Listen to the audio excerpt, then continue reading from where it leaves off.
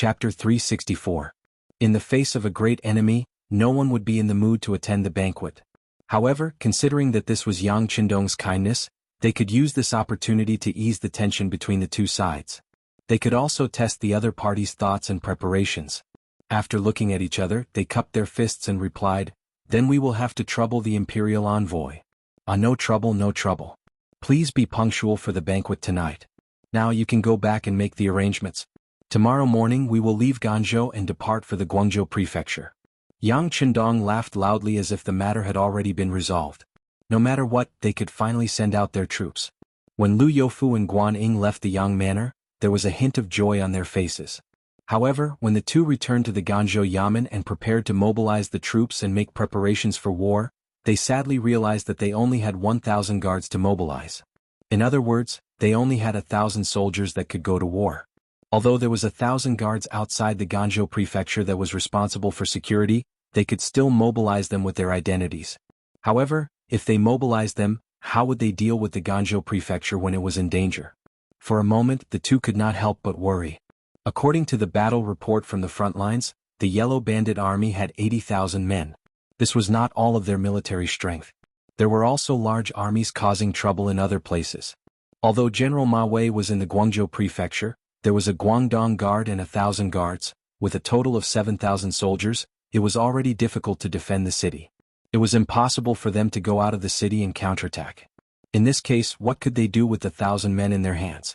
Feeling that they did not have enough military strength, Lu Youfu looked at Guan Ying who was following beside him and asked, "General Guan, do you know where the soldiers from the Pingyue prefecture and Shaozhou prefecture went?" "I don't know." Guan Ying shook his head and said straightforwardly.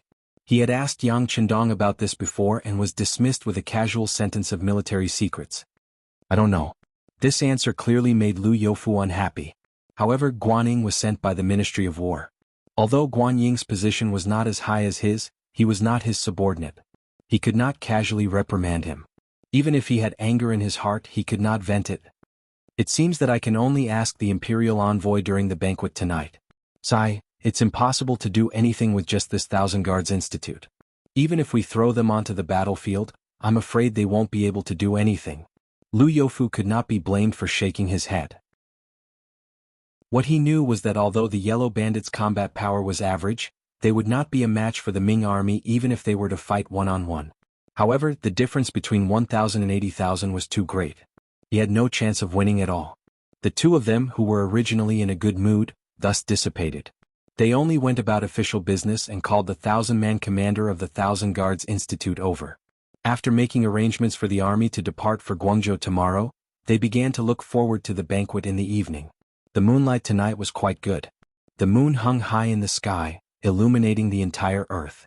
It was as if the world was covered with a layer of mysterious white veil. When the hour of the 5 arrived, Lu Youfu sat in a sedan chair, Guan Ying rode a horse. The two groups arrived in front of the Yang mansion. Red lanterns were hung high in the air, creating a festive atmosphere. The two of them, who had something on their minds, were not in the mood to look at the scenery. With dark faces, they were led by Yang Wu to the banquet hall of the Yang mansion. Yang Qindong did not put on any airs. He had already taken his 2 wives to sit at the banquet. The only difference was that Hu Yen and Lady Shui's faces were covered with a veil. This was also due to the system of the time. It was not easy for women to appear in public. "Come, Sir Lu, General Guan, please sit. Aha, welcome to my family banquet. This time we will only talk about friendship and not official business." Yang Qindong, with a smile, warmly greeted the two people who came in. However, when he said they could not talk about official business, it was clear that Lu Youfu and Guan Ying's expressions became ugly. After saying this, he did not wait for the other party to reply. He turned his head and smiled. "Come, please invite Miss Su." After saying this, he turned his head and said to Lu Youfu and Guan Ying, "Sirs, would you like to listen to a new song I made?" Good. They were going to go to war tomorrow. The two of them had no intention of offending Yang Qindong. They would go along with what he said first. It would not be too late to find an opportunity to ask about the war later. Su Munair came out. She had a slender waist, an exquisite figure and exquisite facial features. The moment she appeared, Lu Youfu, who had once seen her from afar, widened his eyes at this moment. He stared at her without blinking. He had to admit that this woman could indeed be said to have a fatal attraction to men. Hu Yan's beauty lay in her quiet elegance. Madame Shui's beauty lay in her enchanting temperament. Su Maner, on the other hand, vividly displayed the gentle side of a woman from Jiangnan's water villages. Each had their own merits and characteristics. A maid had already placed the guzheng. When Su Maner walked over leisurely, she first bowed to Yang Qindong and the others. Then she pulled up her skirt and sat down. Then she said in a very pleasant voice, "Sirs, I am not talented, but I would like to present, sword and saber are like a dream. Please appreciate it." After saying this, Su Maner gently raised her arm. Then her slender fingers landed on the guzheng. A beautiful tune that was like the sound of nature rang out in the courtyard and drilled into the ears of everyone present. The prelude was not very long, but it had already attracted everyone's attention. Yang Qindong had closed his eyes long ago. He had an expression of great enjoyment. Then the beautiful sound of Su Maner playing and singing by herself rang out in their ears. "Where does my sword go? Love and hate, it's hard to be alone. My saber cuts through the sky. Right and wrong, I know but also don't know. I'm drunk, everything is hazy." It was really a good tune and good lyrics.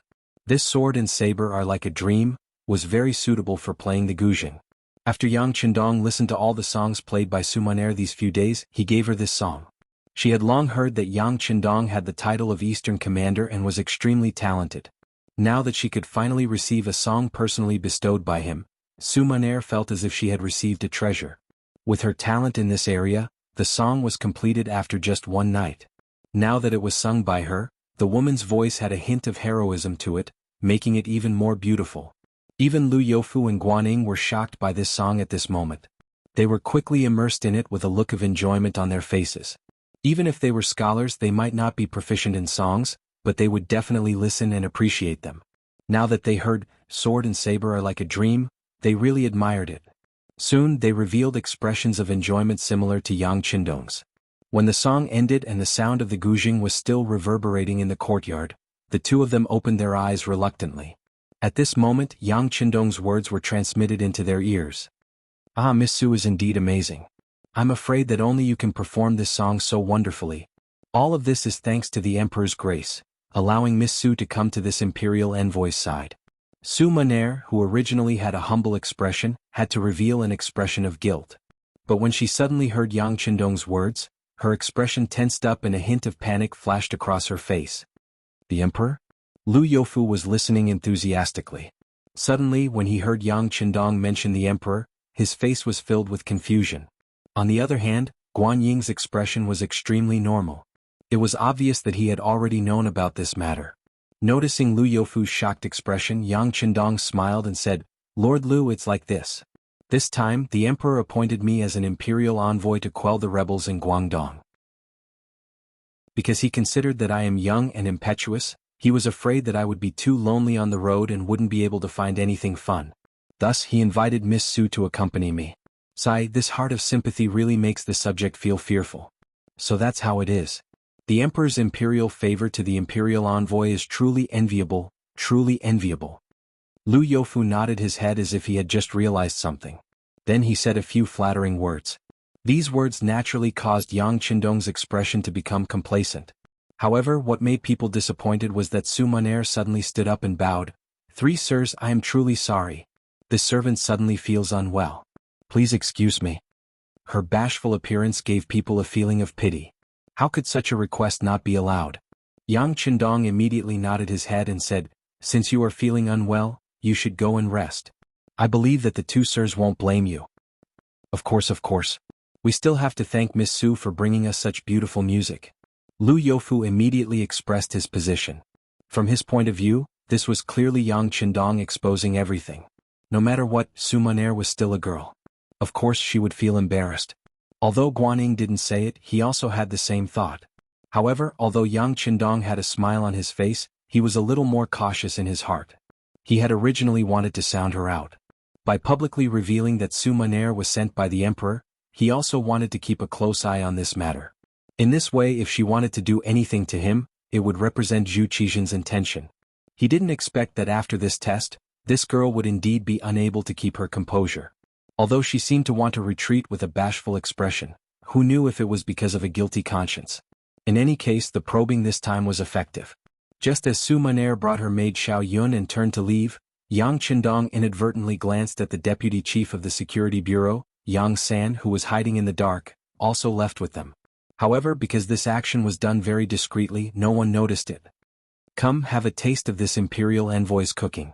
Let me tell you, this is something we can't buy even if we spend money on a normal day. Yang Qindong's gaze turned and landed on Lu Youfu and Guanyin, looking like a host receiving guests. Good. I have long heard that the imperial envoy has an expert chef by his side. This time, if I have the chance, I will have a good taste. Lu Youfu immediately said politely. As for whether he believed these words in his heart, that was another matter. Chapter 365. Su Maner brought her maid, Xiao Yun, and quickly returned to her courtyard. After that, Xiao Yun dismissed all the maids who were serving here. When only the master and servant were left, she anxiously said, "Young miss, how did he know that you were sent by the emperor? Could it be that Lord Guanyin said it?" It shouldn't be. At this moment, Su Maner had already regained her calm demeanor. However, her eyes were wrinkled, showing that she indeed had something on her mind. If it wasn't Lord Guan who said it, then who could have told him? Xiao Yun said with a worried expression. She had been by Su Maner's side since she was only 8 years old. Rather than calling her a maid, it would be more appropriate to call her a sister. Usually, the young miss would not hide anything from her. Naturally, she already knew about Su Maner's appearance here and what she wanted to do a while ago. In the beginning, Su Maner had even made the decision to let her leave. However, she was rejected by Xiao Yun. In her words, she and young miss were already as close as family. They should go through thick and thin together. The more important excuse was that once she left, it would be hard to avoid suspicion. Moreover, this matter was caused by the emperor. Without permission, she would not be able to leave even if she wanted to. Su Maner was naturally very touched by Xiao Yun's unwavering loyalty. However, when she thought of the benefits she could obtain after the matter was completed, she finally made up her mind to continue with the matter. However, she felt a little guilty that she might have implicated Xiao Yun. Now, in the face of Xiao Yun's question of who told Yang Qindong that she was sent by the emperor, Su Maner shook her head lightly. Now is not the time to pursue these matters. There is no point in doing so. What's important is how he sees it and whether he will be wary of us. If that's the case, I'm afraid that we will have to be extra careful with our every move. After all, you can see from our interactions these days that he is not simple. He might even be much smarter than we imagined. Although the two of them did not mention who he was, this name had long been understood. Other than Yang Qindong, who else could it be? Thinking of Yang Qindong, thinking of his talent and youth, Xiao Yun couldn't help but be moved as she said, "Miss, do we really have to do that? I think he's quite nice. If we give up on the plan and tell him everything, do you think he'll protect us?" Protect us? After Su Maner heard this, she shook her head. Under the heavens, all lands belong to the emperor. We are just women. We just have some good looks. Who do you think would offend the emperor for us? Besides, it's not like you don't know that I'm not afraid of death. What I want is results. That way, even if I die in the underworld, I can still laugh. On the other hand, if you can't do it, even if you continue to live, what's the difference between you and a walking corpse? As if she had said something sad, Su Maner's eyes revealed a sorrowful expression. "Miss, don't think so much. For your peace of mind, we'll just continue to do it. At most, we'll just die together. In the next life, we can still be good sisters." Xiao Yun looked at Su Maner's sad expression and couldn't help but say this. "Good sister." Su Maner looked at Xiao Yun with heartache. Then the two of them hugged each other and cried bitterly. Other than the sound of crying, there was no other movement in the room. A black shadow by the window quietly left without anyone noticing. In the main hall, Lu Youfu and Guanyin had eaten quite a lot. The kitchen maid Yi Qiu'er had been with Yang Qindong for quite some time. Under various strict requirements, her culinary skills had become better and better. In addition, with the help of various high-quality condiments that she didn't have at that time, the food that she made was indeed extraordinarily delicious. On this point, even Lu Youfu and Guanyin couldn't help but be convinced. The two of them also ate quite a lot and drank quite a bit of wine. During the banquet, the two of them had also asked about the war. However, Yang Qindong casually waved his hand. "It's fine. There won't be any problems in the Guangzhou prefecture. General Ma Wei has guaranteed that we can hold on for 10 days. You can rest assured." "All right, I said we won't talk about official matters. Come, let's drink." Although he said they wouldn't talk about it, Yang Qindong still gave the two of them a reassuring pill. Regardless of whether his words were trustworthy, since things had already come to this point, Even if they had some worries and doubts in their hearts, it was useless. They might as well relax a little and drink while they had the wine. It didn't take long for the three of them to drink quite a lot. When they walked out of the Yang residence, Lu Youfu's body was a little shaky. Yang Chendong also looked like he had drunk too much. He had someone send them out of the residence. Without any outsiders, he quickly regained his calm appearance. This was his residence. The wine he drank had already been replaced with soft drinks. As such, other than feeling a little bloated, how could he be drunk? Since he wasn't drunk, he didn't immediately return to the bedroom to rest. Instead, he went to the study and saw Yang San, who had been waiting for him. When Yang San saw Yang Chendong, he came forward and said nervously and worriedly, "Young master, I heard some things. However, they didn't say much. I just felt that they seemed to want to harm you." "What's going on?" Yang Chendong's expression turned a little ugly.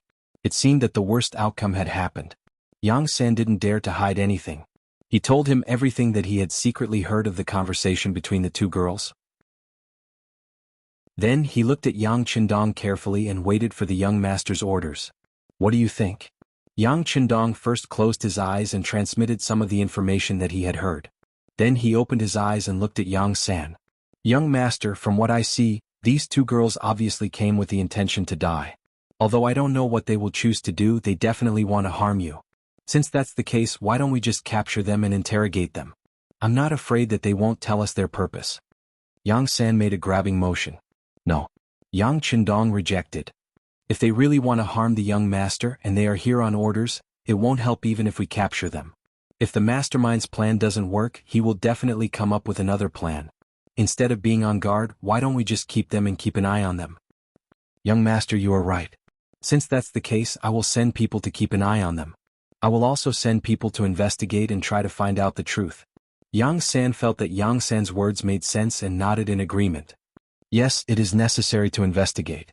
However, if they are really here on orders from the emperor, there won't be many people who know about this matter. If that's the case, it will be very difficult to find out the truth. How about this? Make the arrangements. If you can investigate, investigate. If you can't, just let them go. Don't let them be on guard and alert them. Yang Chendong wouldn't underestimate anyone, not to mention Zhu Qixin. Even if he was the emperor, he should have capable people by his side. Although the spies of the security bureau were very powerful, they couldn't cover everything. He didn't want their actions to cause Ing Zong to be on guard. Not only would they lose their brothers, but they would also change their strategy. "Understood. I thank the young master for your concern on behalf of my brothers," Yang San said sincerely with a face full of gratitude. The next morning, the people of the Yang residence packed up their things and left Ganzhou City. They met up with the Cold Front Battalion outside the city. The 1st and 3rd Battalions of the Cold Front Battalion were transferred away one after another. Only the 2nd Battalion and the direct subordinates led by Commander Luo Po were left, totaling 400 people. As for the auxiliary soldiers, 4 battalions were transferred away. There was an ordinary battalion with 300 people and a reinforced battalion with 500 people, totaling up to 800 people. The mercenaries were left with 1,200 people. Lu Youfu and Guaning only had 1,000 soldiers with them. Both sides added up to 2,200 people. Looking at the pitiful number of soldiers, the officials of the Great Ming Dynasty were worried. In their minds, with only 2,000 soldiers, not to mention solving the crisis in Guangzhou, if they were to encounter the yellow bandits, it was unknown whether they would be able to escape alive. Very good, it's enough. On the other hand, Yang Chendong looked at the advancing troops that were constantly passing by and nodded his head in satisfaction. He even jokingly said to Lu Youfu and Guaning, who were following beside him, "It's good to have fewer people. They are more mobile and can move faster. They don't have to bring so much military supplies and fodder. It saves a lot of trouble." Yes, yes, as the imperial envoy says, it is true.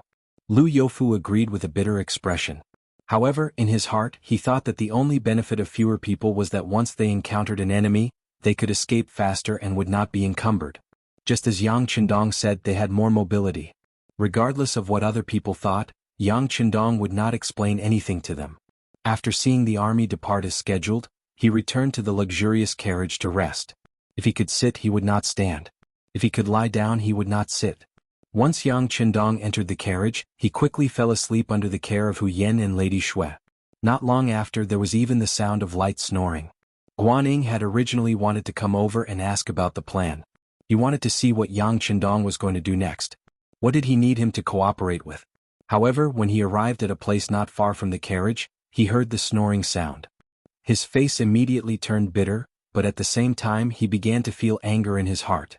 He even had the impulse to roar and drag Yang Qindong out of the carriage. He wanted to interrogate him on what he was thinking and what he wanted to do. However, all of these thoughts were dispelled when he saw Beta Persei guarding the carriage on a horse. If he did it forcefully, he would be the one to suffer. Of course, he was not afraid of suffering. He was not even afraid of death. However, because he disturbed Yang Qindong's rest and was beaten up, it did not seem worth it. Forget it. When we get to Guangzhou, I'll see what you do. Thinking angrily in his heart, Guanyin left to find paper and brush. He wanted to continue writing the battle report. He wanted to report all of Yang Qindong's inaction. He wanted the world to know how lazy this imperial envoy was. He wanted the world to know that the so-called god of war was not worthy of his name. Chapter 366. Under Guanying's internal discussion, the group headed straight from Jiangxi's Ganzhou government to Guangzhou's government. Just as Yang Qindong had said, because there were few people, the amount of supplies they brought was also small, so the marching speed of the troops was very fast. The distance of 800 li only became shorter and shorter as they walked. On the first day, the black and white army had marched 150 li. Of course, this speed was only possible because Yang Qindong had made preparations early on. There were more carriages with the army. Once a soldier was tired, they could take turns to rest on them. On the first day, they traveled 150 li. After 4 hours of rest, the army continued to move forward. The 300 Ming soldiers who were originally at the front of the army were also replaced. The elite 2nd Battalion of the Cold Front was in charge of the vanguard. Imperial envoy, you can't go like this. If this continues, everyone will be exhausted before we reach Guangzhou's government. Lu Youfu panted heavily as he jogged to the side of Yang Qindong's carriage. His face was full of grievances. Guaning also followed over. This time he didn't say anything. With his physical strength he could still keep up at this speed. Most importantly, he had a warhorse, so it was much easier. Is it very tiring like this? Is it very fast? The curtain of the carriage was lifted. Yang Qindong's face was revealed. However, from the way he spoke, he seemed to be very shocked. Of course it's fast. Imperial envoy, don't you know that our army's movement speed is usually around 60 li a day? Under the circumstances of rapid marching, 100 li is already the limit. If we travel 150 li a day, people will die. There will be big problems. His figure was already fat. After this torment, he was even more out of breath. Although Lu Youfu had a carriage to sit in, he was used to sitting in a sedan chair. It was very stable and stable, unlike this carriage which swayed back and forth for a day. It was enough to torment him to death. Yang Qindong listened to Lu Youfu's words. His face was full of disbelief. Sir Lu, didn't I already tell the army to bring less supplies? Traveling light should be faster, right? Yes, of course it's faster to travel light. However, it's still too much to travel 150 kilometers a day. Lu Youfu said resolutely. He didn't seem to have any intention of giving up. This was the first time he was so serious about something since he met Yang Qindong. When Yang Qindong saw this determined look, he knew that it would be very difficult to convince this person, so he simply gave up on the idea. Forget it. Since Lord Lu walks so slowly, I'll just stay behind. General Guan, you happen to be here as well. Let's see how many people in the army can't hold on any longer. Let them stay behind and slowly catch up. Of course, if anyone is willing to come with us, you can come with us. After saying this, Yang Qindong entered the carriage, leaving Lu Youfu and Guaning outside. What does this mean? Lu Youfu's face was filled with doubt and even some resentment. He looked at Guaning as if he was complaining. At this moment, Guaning was really angry. If Yang Qindong didn't inform him of the division of the army, he could tolerate it. After all, he was an imperial envoy and the main general. He could tolerate it if the army didn't go to the rescue of the Guangzhou government. After all, he didn't have much power and official position. However, now that the army had set out, Yang Qindong still acted as if he didn't care about the soldiers at all. He couldn't tolerate it when he gave the order to abandon the hall. There was no need to tolerate it anymore. At this moment, Guaning was ready to flip out. However, before he could say anything, the curtain of the carriage was opened again. Yang Qindong had changed into a camouflage military uniform and walked out. Yang Qindong, who was wearing a camouflage military uniform, easily made people's eyes light up. If it was said that wearing a green robe before could show off his scholarly temperament, now that he had changed into the uniform of a mercenary, he was really very heroic. The clothes seemed to be tailor-made for him. They fit him so well. A beret was worn diagonally on his head, making him look like a completely different person at this moment. The carriage will be left behind. I'll have to trouble Sir Lu to take care of it. I will personally follow the army. I don't ask for much. You can follow as fast as I can. How about it? All right, General Guan, you won't back out, right? The moment Yang Qindong landed on the ground in his shiny black combat boots, he said this with a calm attitude. Really? Guan Ying's eyes lit up when he heard that Yang Qindong was actually going to set out with the army. There's no joking in the army. Of course it's true. I'll go first. Follow me. Amidst the laughter, Yang Qindong had already started walking. Beside him, Tiger's Mane, Beta Persei and the others followed. Only Tai Qingyi, a few female soldiers, and a squad of Lung Feng soldiers were left beside the carriage. The imperial envoy was going to follow the army and walk at the very front. The requirement was that the army's speed was the same as his. When this news spread, it immediately caused a commotion. Some of the Ming soldiers who were originally thinking about whether or not to stay in the rear were all energized. During the Ming Dynasty, the status of soldiers was not very high. In particular, soldiers were considered a lower class. However, compared to ordinary people, they had an advantage, which was that they could achieve military merits on the battlefield. Once they achieved military merits, they could be promoted from a soldier to an official and walk on the path of the sun.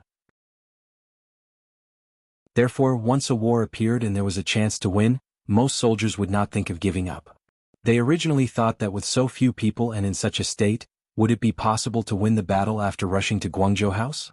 If they could not win, then it was better to stay in the rear. At least they could escape if the situation turned bad. However, when they heard that the imperial envoy was going to follow them and that he was going to use his walking speed as a benchmark, everyone became excited. In their eyes, the so-called lord was mostly an embroidered pillow. If he wasn't born well, then he was well educated. Compared to marching and fighting, he was naturally not a match for them. Now, this young imperial envoy actually wanted to lead an army. Who was he looking down on? This also stirred up the competitive spirit of the Ming soldiers. They decided to use reality to give this imperial envoy a slap in the face and let him know that a true march was not something that could be measured by pointing and drawing on a map. The Ming soldiers became excited because of Yang Qindong's words. The 1,200 soldiers of the Lung Feng and auxiliary soldiers seemed to have been injected with chicken blood. All of them were glowing. All the soldiers who had truly joined the Lung Feng knew that the imperial envoy was the sixth young master. He was their idol. Just being able to fight side by side with the sixth young master in this battle was enough for them to brag about when they went back, much less being able to walk side by side with the sixth young master. How proud was that? All of them were endlessly excited and wanted to use this opportunity to perform well. Other than the officers, the normal soldiers did not know Yang Qindong's true identity. However, the higher-ups had sent word that as long as they followed this imperial envoy and performed well, they would have a higher chance of entering the Lung Feng. This was something they had dreamed of. Since they had the chance, who would be willing to fall behind? They were also holding back their energy and wanted to perform well. There were also some auxiliary soldiers who thought their strength was not bad and wanted to use this opportunity to wrestle with the Lung Feng to see who could walk better, who could walk faster, and who could last longer. They walked and competed. Under this kind of atmosphere, the soldiers became unprecedentedly excited. When Yang Qindong, who was wearing the same camouflage uniform as the Lung Feng, appeared in front of everyone and walked to the very front of the Lung Feng battalion, the entire troop was in an uproar. Guan Ying followed beside Yang Qindong to the very front of the troop. He also felt that there was something different about the atmosphere, but he only thought that everyone wanted to see the imperial envoy make a fool of himself, so he did not take it to heart. Instead, he seemed to kindly remind Yang Qindong, "Lord Imperial Envoy, please do not try to show off. If your stamina is not good enough, remember to say so. The army is still waiting for your command. Don't worry, this imperial envoy will not fall. You, on the other hand, must follow closely behind me. If you are left behind, you can find a horse to ride.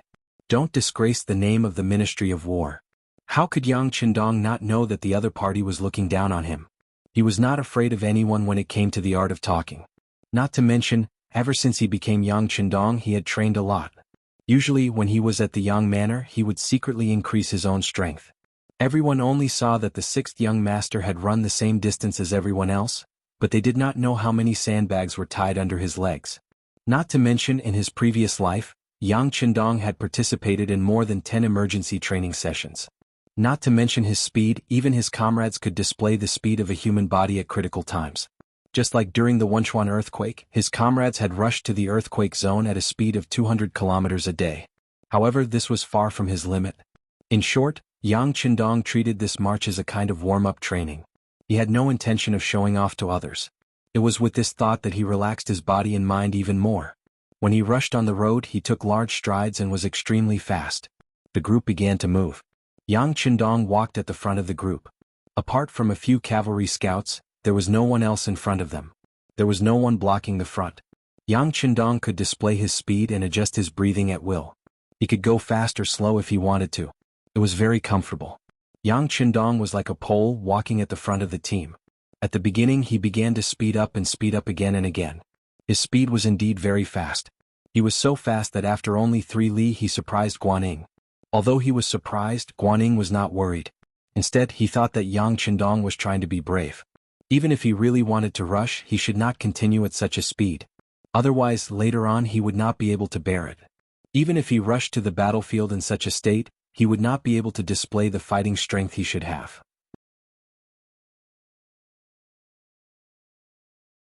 Chapter 367. He wanted to remind Yang Qindong to pay attention to speed and frequency, but he considered that this was the best opportunity to slap him in the face. In the end, he swallowed the words he wanted to say. He wanted to see how long this person could pretend for. Contrary to what Guanyin thought, Tiger's Mane, Beta Persei, and the others who had been by Yang Qindong's side for many years were calm. If it had to be said, they were somewhat surprised. Their calmness came from their belief in the young master's personal strength. Their surprise came from feeling the self-confidence on the young master's body. They even had a feeling that the 6th young master's strength seemed to be even more unfathomable. Yang Qindong, who had just turned 21, was indeed in the best condition of his body. Compared to his previous life where he would inevitably suffer from hidden injuries after completing various missions, he was now completely unscathed. He only seemed to have an inexhaustible amount of strength. At this moment he only wanted to sweat to his heart's content. Only by doing so could he feel extremely happy and comfortable. Thus, in the eyes of others, Yang Qindong, who was showing off, was just doing normal training. This was just walking. There was no need to run. In his mind, this could not even be considered a rapid march. Even if he could sweat, it would only be a small amount. In order to achieve the goal of sweating a little more while walking, Yang Qindong began to accelerate a few times in succession. This was just to expel more of the impure air in his body. Even if he did not think it was a rapid march, this kind of speed was already very fast in the eyes of others. Only 4 hours had passed, but there were already some Ming soldiers who could not hold on and wanted to fall behind.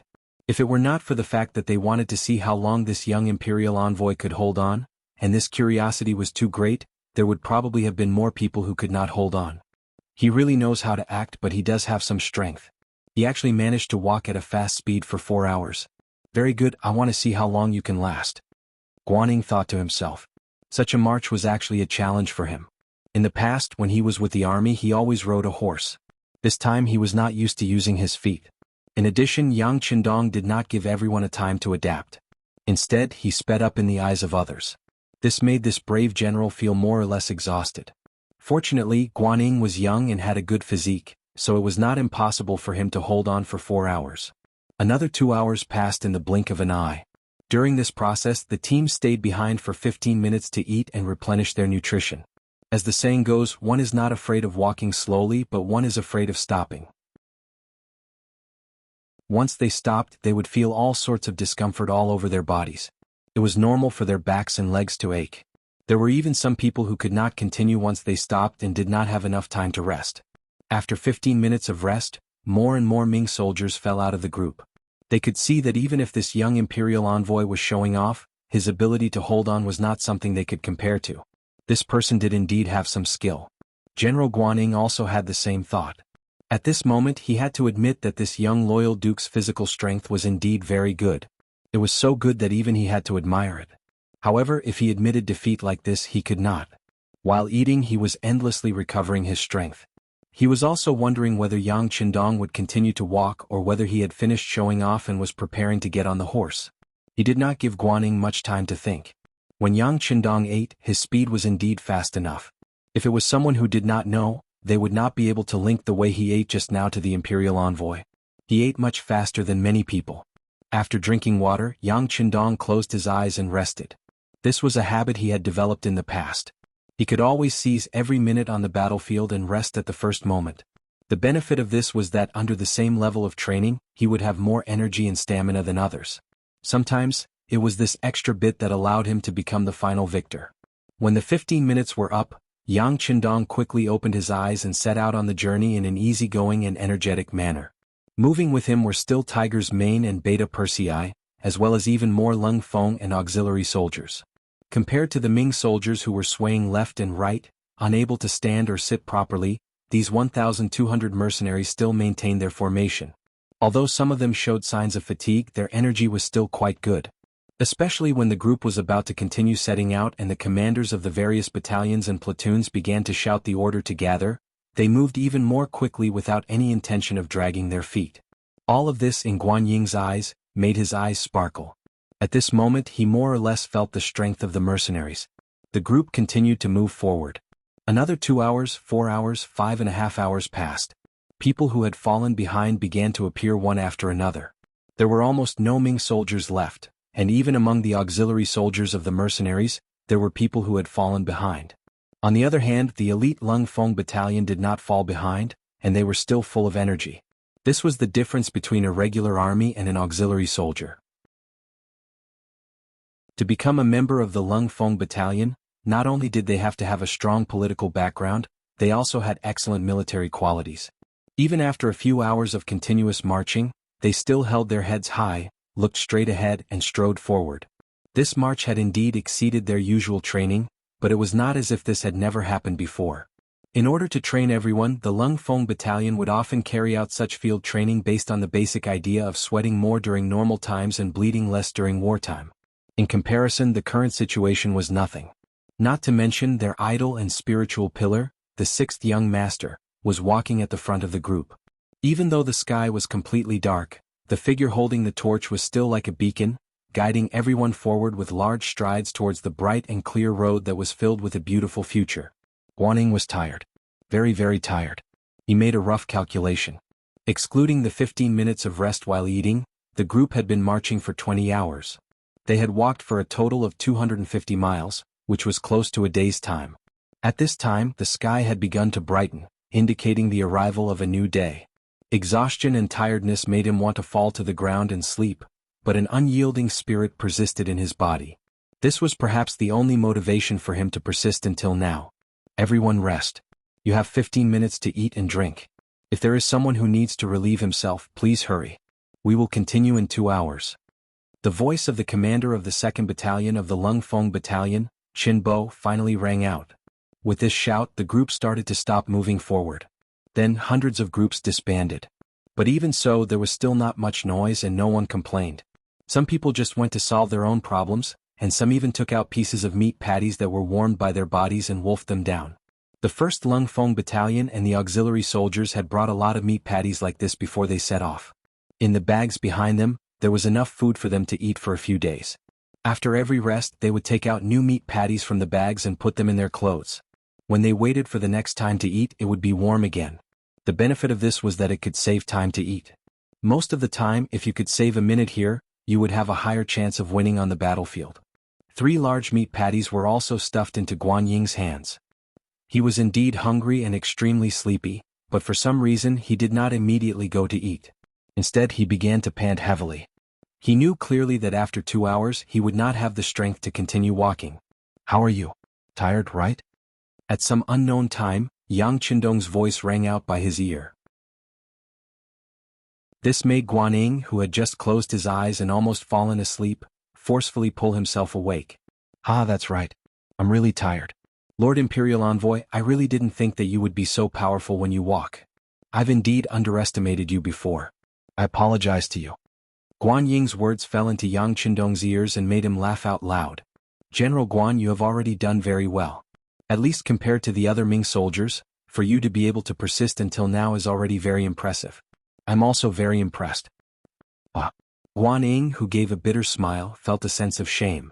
He thought of how he had wanted to see the other party make a fool of himself a day ago. Only now did he know how arrogant he had been at that time. This also perfectly explained the phrase, "There would always be someone stronger in the strong." In the future he would not dare to underestimate anyone like this. Guanyin even found it difficult to speak. Yang Qindong knew that the other party's physical strength had probably reached its limit, so he said with concern, "You should stay and rest for a while. If possible, after you wake up, organize the remaining soldiers and have them make meat pies. In this kind of weather, the meat pies can't be stored for long. That's right, when you make the meat pies, you can't have too little meat. It has to be the kind of meat that has a bite and is very chewy. As for how much silver I spent, I'll give it all to you later. In short, we can't treat these soldiers unfairly. Are there any problems with completing this mission?" "No problem," Guanyin said with a solemn vow and a tone of guarantee. He did not know that at this moment he was very much like Yang Qindong's subordinate. "Good, then I'll have to trouble you. Rest well, ha." After Yang Qindong finished speaking, he patted Guanying's shoulder and stood up. It looked like he was going to walk around and take a look. This made Guanyin couldn't help but ask, "Sir, are you not tired?"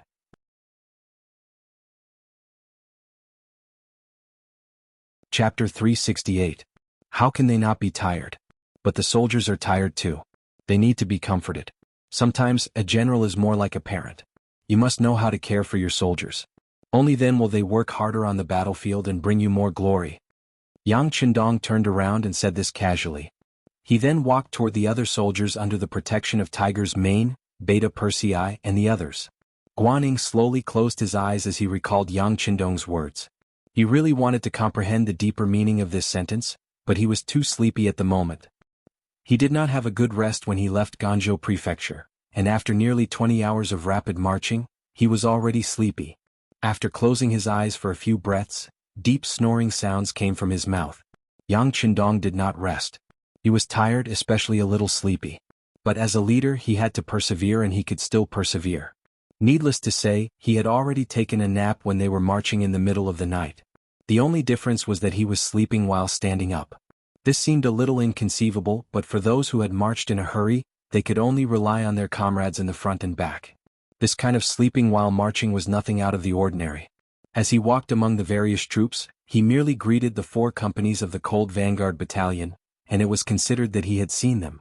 Yang Qindong was not worried at all about the Cold Vanguard Battalion, who had gone through many tests and used him as their spiritual support. Instead, he was more concerned about the 800 auxiliary battalions. When Yang Qindong arrived at the auxiliary battalions, he was quickly surrounded by platoon and company-level officers. "You guys have worked hard. You guys are also good. Your courage and stamina are not inferior to the Cold Vanguard battalions. This makes me very happy." Yang Qindong praised them as soon as they met. The officers smiled happily and contentedly at this compliment. Those who were able to become officers of the auxiliary troops were those who had strong political ideologies. In fact, many of them had come from the ranks of the Cold Vanguard. If they were trained as officers here, it wouldn't take long for them to return to the Cold Vanguard, and they would be heavily valued. Their future would also be bright. These people naturally knew Yang Qindong's true identity. When they saw the highest leader of Yangxia praising them, how could they not be happy? After a round of affirmation, Yang Qindong continued to state his expectations. "Tell the soldiers to hold on until we arrive at the Guangzhou Prefecture. We'll take a good rest after we resolve the crisis there. By then, anyone who has an auxiliary soldier who performs meritorious deeds will be given priority to join the Cold Front." This was a promise. With this promise, the officers from the battalion to the company level became excited. Since they were able to become military officers, they naturally had the qualities and conditions to become leaders. In the Cold Front, the evaluation for officers was different from normal soldiers. The evaluation was based on how many merits they could lead the soldiers to, not how many merits they had. This was especially so for the officers of the auxiliary battalion. The proportion of their auxiliary soldiers who met the requirements to join the Cold Front and the relative merits they would receive were also important aspects of the evaluation. Yang Qindong had said that those who made contributions this time would be given priority in entering the Cold Front. That was giving them a head start on their military merits. How could they not be excited? After a short conversation, Yang Qindong left and came under a tree. He leaned against the tree and closed his eyes, quickly recovering his mental and physical strength. However, the auxiliary battalion was already in an uproar. When the various battalion and company level officers spread his words, many young men who had the ambition to join the Cold Front became excited. In Crimson City, if one were to ask who was the most popular person, it would undoubtedly be the Cold Warrior. Those who could join the Cold Front and become an official soldier could enjoy many benefits. Everyone was envious of them. Just the monthly salary alone was enough to feed a family of 5 and still be wealthy. Those who had a Cold Front soldier at home could enjoy all sorts of benefits even in business and farming, making others envious. Building an army with elite soldiers, waiting for soldiers with generous rewards, strict management of the army, and fair military merits were the standards that Yang Qindong proposed. Under such standards, as long as one had the ability and was able to perform well, one would not have to worry about being robbed of one's military merits. One would not have to worry about being buried, and one would not have to worry about the schemes of one's family or the future. One only needed to train hard and perform meritorious deeds on the battlefield. It was because of such treatment that everyone yearned to join the Cold Front. That was why Yang Qindong had opened his mouth. Everyone was extremely excited. This excitement lasted until the end of the 2-hour break. When the army once again advanced towards the prefecture of Guangzhou, many of the auxiliary soldiers began to speed up. They stuck to the back of the Lung vanguard troops like sticky plasters, bringing immense pressure to the 4 companies of the Lung vanguard that were advancing in front.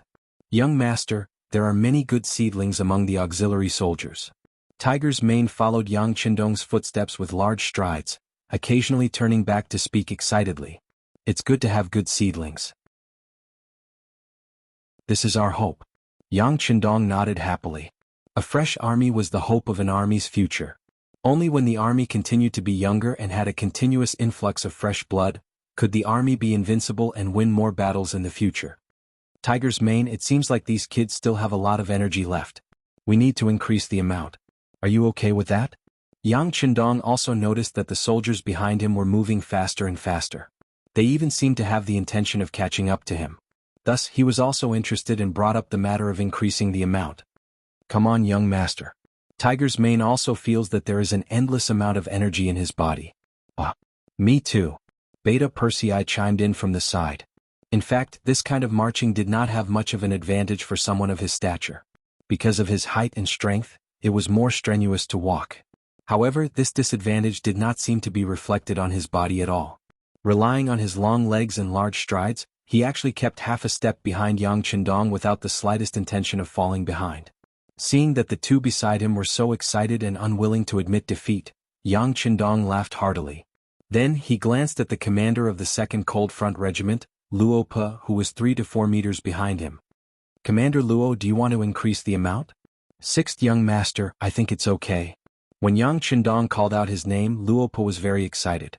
Although he was considered a high-ranking officer in Yang Xie's army, he did not have much time to interact with Yang Qindong. Now that he could be in close contact with him and have a better opportunity to perform, of course he would not let go of it. These kids usually have too much energy. Today is a good opportunity to see where their limits are. After receiving Luo Pe's affirmative answer, Yang Qindong laughed and said, Good, since that's the case, let's increase the amount. Let's go. Then the speed of the troops began to increase. From afar, the troops were like a gust of wind blowing across the southern land. Below Guangzhou City. Today was the 8th day of the siege. As the capital of Guangdong, the importance of Guangzhou City was self-evident. Once they conquered this place, they could announce the fact that Guangdong had fallen to the outside world. Only then would they be able to better coordinate with King Minzhuang in Yunnan and achieve his political goals. Huang Yuliang was able to make such a name for himself and have so many subordinates a year after his father and brother passed away. It was all thanks to the changes in the situation. If it was not for King Minzhuang Zhu Huixin causing trouble in Yunnan, even if they did not die, they would only be able to wander around like stray dogs. Huang Yuliang knew the importance of having an ally. Even if he knew that conquering Guangzhou City would likely lead to the southern Ming army surrounding him, he had no choice but to do so.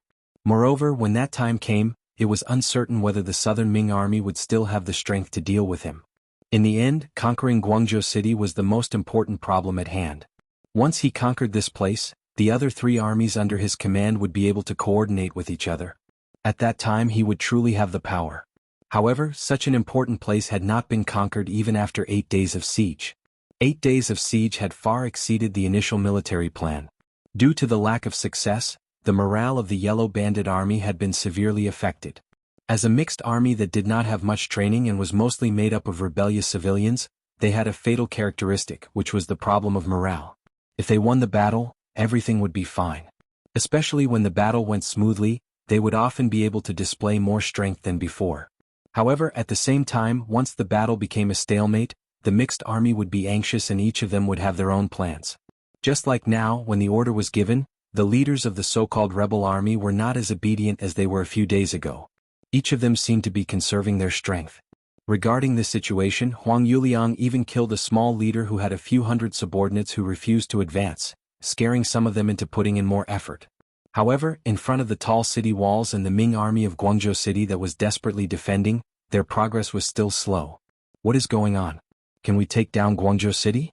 What is Ma Wei trying to do? If he continues to defend like this, he will not have enough soldiers sooner or later. Does he want to be a general without an army? In the tent, Huang Yuliang was furious. He had a frightening look on his face as he reprimanded the subordinates beside him. Huang Yuliang was furious and the battle was not going smoothly. The other generals naturally lowered their heads and did not say anything. However, his trusted general, Geng Jun, who was the head of the 4 heavenly kings under Huang Yuliang, stood out. Young master, this Ma Wei is unmoved by force or persuasion. I think he is waiting for reinforcements. We only need to dispel his worries and Guangzhou City will fall without a fight.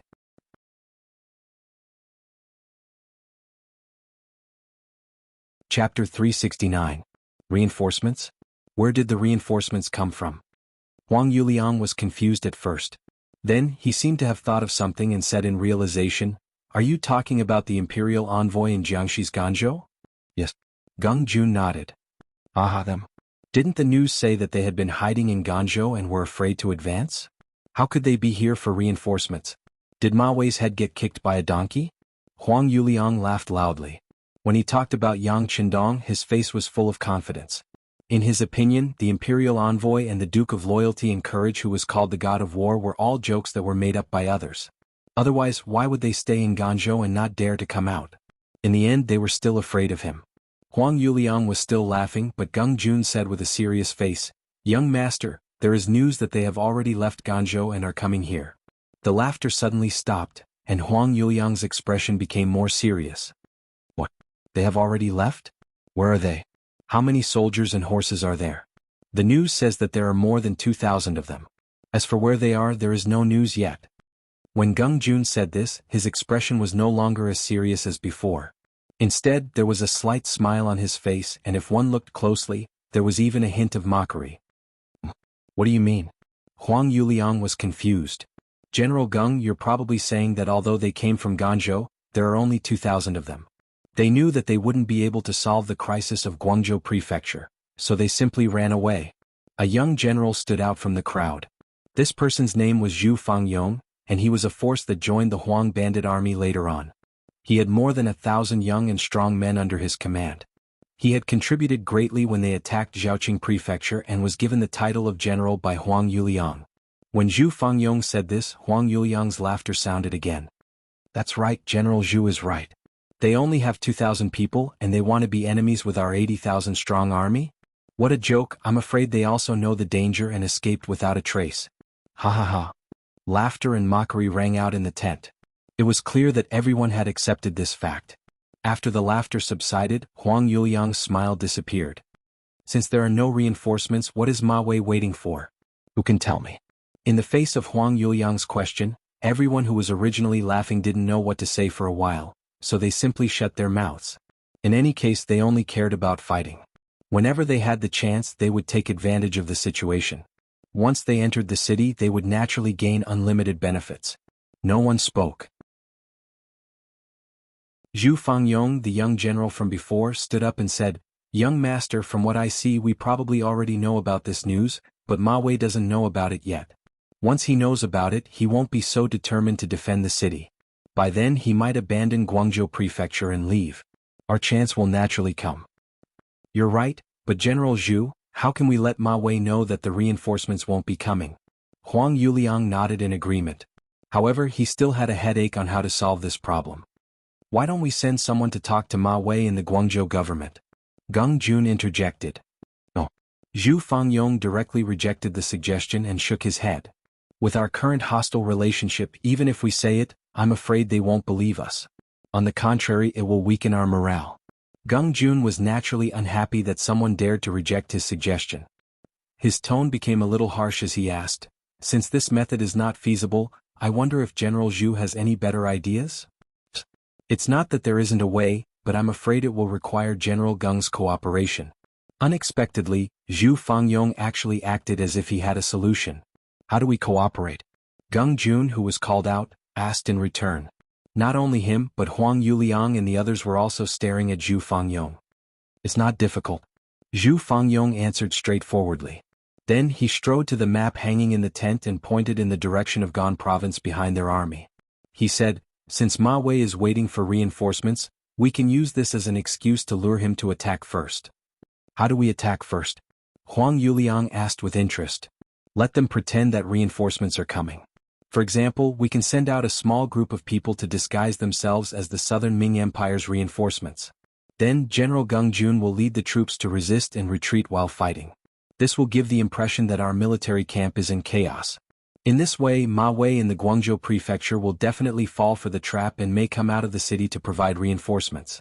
At that time, we only need to find an opportunity to kill our way into the city.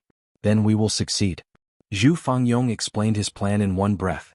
Then he stood to the side and did not say much, as if he was waiting for everyone to agree with him. After he finished speaking, the tent was silent for a moment. Then Huang Yuliang's eyes lit up. He slapped his thigh and said, "The plan is feasible. However, I don't know why General Gung has to lead the troops. Can't we choose someone else?" "Someone else can too. However, since it is a fake defeat, we have to make it seem real. When the time comes, it is inevitable that they will set fire to the camp to create momentum. If it were someone else, the army might really be frightened by this battle formation, and there might even be side issues that might arise. Only General Gung is strict in managing the army. If he leads the troops, he will be able to reverse the situation at any time and reduce the losses to the minimum. This is the most perfect plan. Of course, this is only a suggestion. As for how to execute it, it will be up to young master and General Gung to decide." Zhu Fangyong spoke in a very measured manner. His actions did not cause anyone to feel the slightest bit of disgust. Even Gung Jun, who was called out, had a red glow on his face at this moment. He seemed to be enjoying the praise of his strict management of the army. "Yes, I think so. General Gung, what do you think?" Huang Yuliang nodded in approval. After fully understanding Zhu Fangyong's plan, he had already agreed. He then asked Gung Jun, the person in charge of the plan. How could Gung Jun be afraid when he was valued so highly and faked his defeat? All he had to do was put on a show and he would be able to earn a great merit. This was something that any general among the Yellow Bandits would be willing to do. He immediately nodded in agreement. "Since this is the case, this general will make a trip." "Good. Since this is the case, there is no time to lose. Immediately make preparations. We will carry out the fake defeat this evening." Huang Yuliang saw that Gung Jun did not decline and was overjoyed. He immediately made the final decision. The reason why they chose to carry it out at night was because the darkness would block people's vision and make it easier to carry out the plan smoothly. On the Guangzhou City Gate Tower, Ma Wei, dressed in armor and covered in a bloody aura, stood there like a statue. It had already been 8 days. He had defended the city to the death with less than 6,000 soldiers. He felt both mentally and physically exhausted. As one of the 13 guards of the Great Ming Dynasty and the commander of the Guangdong Guards, Ma Wei had truly done his best this time. Even in his military career, the danger of this battle could be ranked at the top. A third of his 6 soldiers had died and a third were injured. Now there were less than 2,000 people who could stand on the city gate tower and continue to fight. Among them were many bailiffs and constables from the Guangzhou City Yamen. Even so, he did not show the slightest intention of abandoning the city. Ma Wei's actions, in the eyes of the other Great Ming soldiers, were like the actions of a man of steel. He was like an existence that stabilized the sea. It was because of his perseverance that the Yellow Bandits were able to break through the city walls a few times but were still forced down in the end. 2 more days, Ma Wei muttered as he stood on the city gate tower. At this moment, no one knew that this iron-blooded general in everyone's eyes was thinking about the parting words the imperial envoy had said to him when he had just left the Guangzhou city. "Let me tell you, Ma Wei, this imperial envoy does not care what kind of backing you have or what kind of power you have. The Guangzhou city must hold on for 10 days. If you do it, even if you lose the city in the end, you will not be blamed.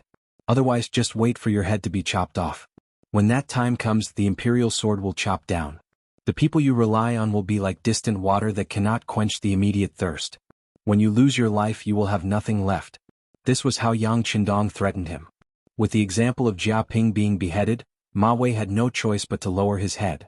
In order to protect his own life, defending the Guangzhou city for 10 days became Ma Wei's goal. Now that he had defended for 8 days, he was not far from completing his mission. If he held on for 2 more days, he would be able to protect his life. If he really lost the city, others would blame him. Ma Wei was still thinking about how to save his life. What he did not know was that outside the Guangzhou city, behind the Yellow Bandits' army, the true reinforcements, the imperial envoy who had given him a death order, Yang Qindong, had rushed over with his army. After several days of rapid marching, on the 8th day of the Guangzhou city battle, Yang Qindong had arrived with his men. The plan was 1 day faster than before. Being able to walk 800 miles in 3 days was, of course, due to Yang Qindong's role model. When the order was passed down that the auxiliary soldiers who performed well in this battle would be given priority to enter the cold front, the 800 auxiliary soldiers seemed to have changed into another person. It was not an exaggeration to say that their footsteps were as fast as flying. The auxiliary soldiers were working so hard and risking their lives that even the cold front in front of them was under great pressure. They could not be overtaken by the auxiliary soldiers. Otherwise, it would be a blatant slap in the face. In order to fight for this honor and for the glory of the cold front, they began to speed up as if their lives depended on it.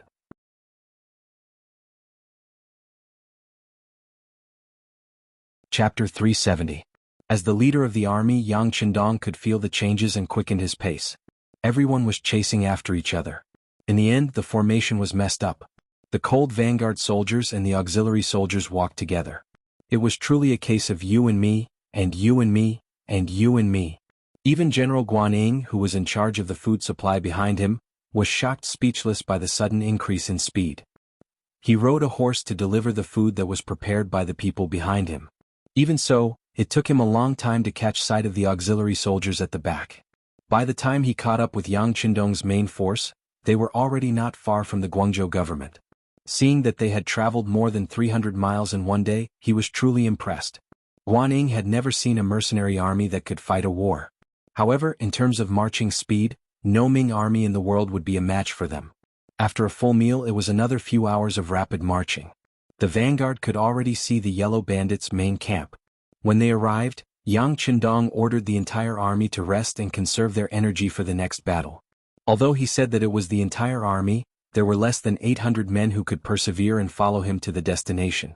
Almost half of the auxiliary soldiers had fallen behind. The original 800 men had been reduced to 400 men.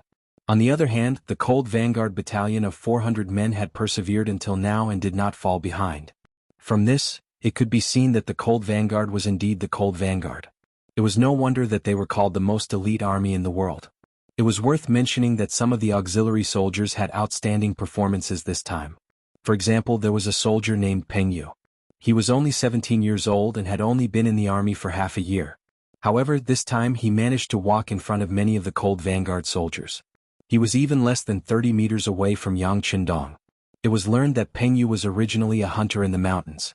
What he did most since he was young was to chase the wild beasts on Little Colored Glass Island. After that, a large number of Lung Feng came to his hometown. No matter how hard they worked, they could not get enough food and clothes to wear.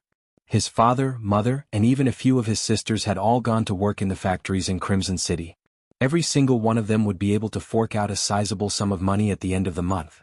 As the only son in the family, he was filled with envy, but at the same time, he was also filled with hope for a beautiful future. Especially when his parents and sisters returned home after work, they would tell him about the beauty of Resin City, the variety of new things, the fairness and harmony between people, and so on. All of these made him curious and yearn for it. Peng Yu, who couldn't stay in the first place, decided to go to Crimson City as well. Moreover, he chose to join the army. This was because he had heard from his sister more than once that there was a team called the Cold Front there. Every one of them was very powerful. This made Peng Yu, who had never been willing to submit to anyone since he was young, greatly yearn for it. He believed that was where the strong resided and where he should be. In order to join the army, Peng Yu had thought of some excuses. He knew that as the only son in the family, his parents, especially his mother, would have a hard time convincing him. In the past, the Shang dynasty had recruited soldiers more than once, but his parents had hidden him away. From this point he could tell their attitudes. To Peng Yu's surprise, when he told his parents that he wanted to join the army, especially the cold front, no one objected. His mother only muttered to herself for a while before encouraging him, "All right, you is a responsible man.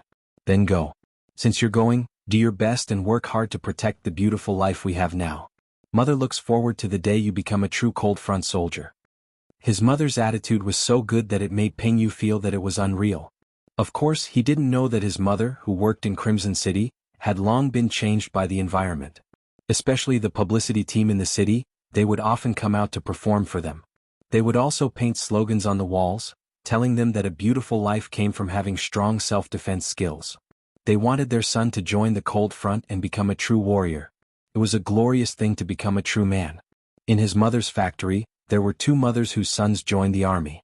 One joined the Cold Vanguard and the other became an auxiliary soldier. However, even the mother of the latter held her head high wherever she went with a proud look on her face. Everyone had the desire to compare themselves to others. Peng Yu's mother was naturally envious of her son, especially when she knew that once he joined the army, his treatment would be much better than the sum of their family's income.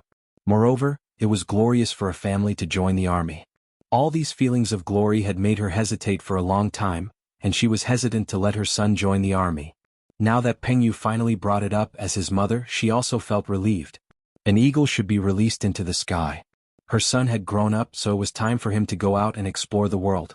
Thus, Peng Yu signed up and went through the political process. Under the guarantee of his family and neighbors, he became an honorable auxiliary soldier. 4 outstanding men, being an auxiliary soldier was naturally not their goal. Peng Yu had his eyes on the cold front because they were the only ones who could wear the most handsome military uniform and hold the most advanced firearms. Every time such a person appeared in Crimson City, everyone's gaze would involuntarily fall on him. In particular, the eyes of many unmarried ladies would shine as if they had seen a rare treasure. They couldn't help but like him. All of this made Peng Yu even more determined towards his goal. Becoming a true cold front soldier had become his greatest ambition. This time, when Crimson City sent troops to the southern lands of Great Ming, the news that they needed 2,000 auxiliary soldiers spread out. Every single one of them became very valuable. Peng Yu himself had only been in the army for half a year after defeating 6 people in a row on the martial arts field, and had obtained this precious quota. Speaking of which, this was also a display of fairness in Crimson City. As long as you had the ability, you didn't need any qualifications to get a chance to perform. After Peng Yu participated in the battle as an auxiliary soldier, this was the first time he saw Yang Qindong. Although he only saw him from afar as a hunter who was extremely observant, he still felt that something was different. For example, he saw that when the regiment, battalion and company of the auxiliary soldiers saw the green-clothed young master, their faces were filled with excitement and respect. Even the cold front soldiers, who were usually the most mysterious and aloof in their eyes, had a respectful attitude at this moment. This feeling told him that this young master was not simple. Because even in the entire Crimson City, there were only a handful of people who could make these officers bow their heads, and there was actually one here. After careful observation, Peng Yu only felt that this young master was not simple. All of this came from the orders given by the higher-ups. It was said that the young master had said that whoever performed better in this rapid march would be able to undergo an assessment when they joined the Cold Vanguard in the future. When the order was given, Peng Yu was truly excited. Although he hadn't been in the auxiliary army for long, he was observant enough to find out some things. For example, the Cold Front's assessment was done according to the principle of first come, first served. There would be a few assessments every year, but it was also done according to the order of registration. For example, if he wanted to qualify for the assessment, he would have to wait until next year. Because of this, he had been vexed and regretted that he joined the army too late. But now the problem was about to be solved. From the moment he received the order, Peng Yu set a goal for himself. He had to perform well and successfully obtain the quota to enter the Cold Front. Throughout the journey, he had always been at the front of the auxiliary army. Later on, in order to create competition, Yang Qindong allowed the Cold Front and the auxiliary army to be mixed up. Everyone would have to rely on their own abilities and speed. Peng Yu even took the lead and overtook many veteran members of the Cold Front to arrive behind Yang Qindong. However, this distance of tens of meters was a challenge for Peng Yu.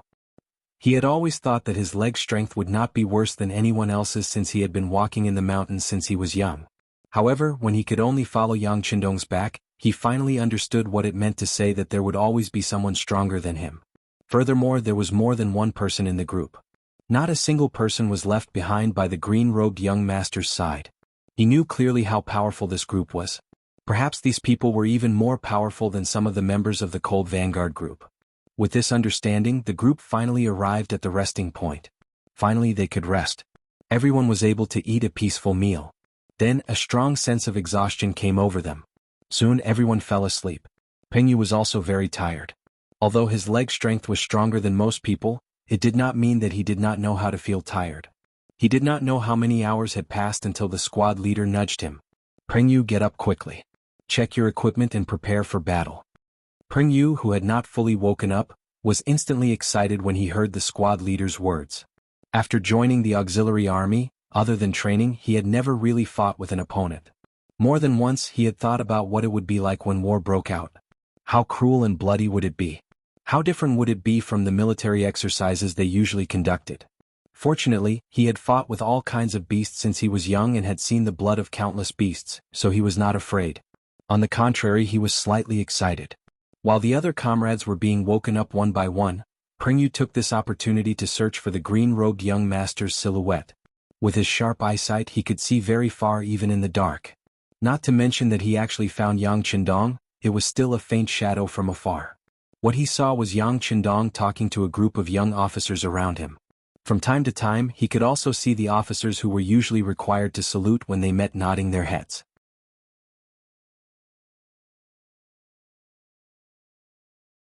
Chapter 371. He should be the commander-in-chief. He's so powerful at such a young age. Who is he? Peng Yu was even more confused about Yang Qindong's mysterious identity. Yang Qindong was indeed surrounded by a few officers. He was currently announcing the battle plan to everyone. Heroes, it's time for you to show off your skills. After a few days of rapid marching, the enemy doesn't know that we're already behind them. This is the foundation and preparation for our surprise attack. Next, we'll give them a good stab in the ass and let them feel the pain in their hearts. Yes, sir. Hearing that the battle was finally about to begin, the officers were eager to give it a try. Originally, when they set out from Crimson City, they already knew that there would be a battle. In order to get a spot in the battle, who knows how many people's heads were broken in private. Only then did they have the chance to shine. Seeing that everyone was excited, Yang Qindong nodded in satisfaction. This was the face of an army of tigers and wolves. If everyone's legs trembled and their bodies went limp at the mention of war, such an army would never be able to win a battle. Alright, now I'll announce the battle plan. In a while there will be 3 signal flares in the air. That's the signal to launch the final attack. At that time, everyone will attack from all sides. Everyone will be like a steel knife stabbing into the enemy's heart.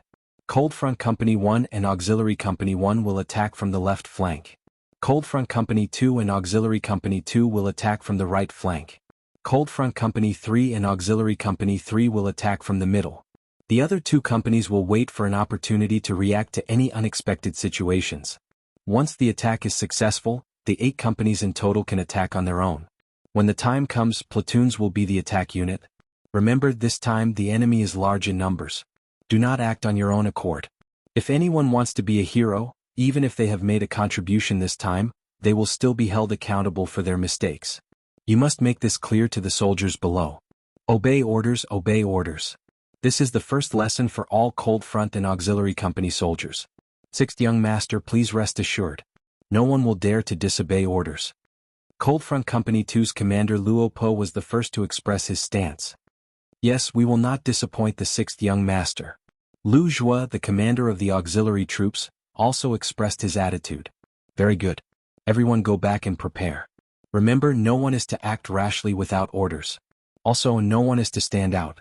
If the army is exposed because of a single person, they will be punished according to military law. Yang Qindong said with a serious face.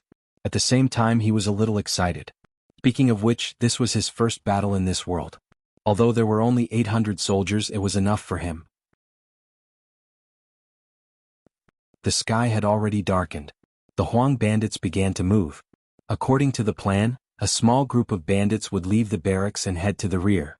Then General Gung Jun would lead his men to make preparations. A total of 5,000 elite soldiers were going to put on a show for General Ma Wei, who was guarding the Guangzhou prefecture.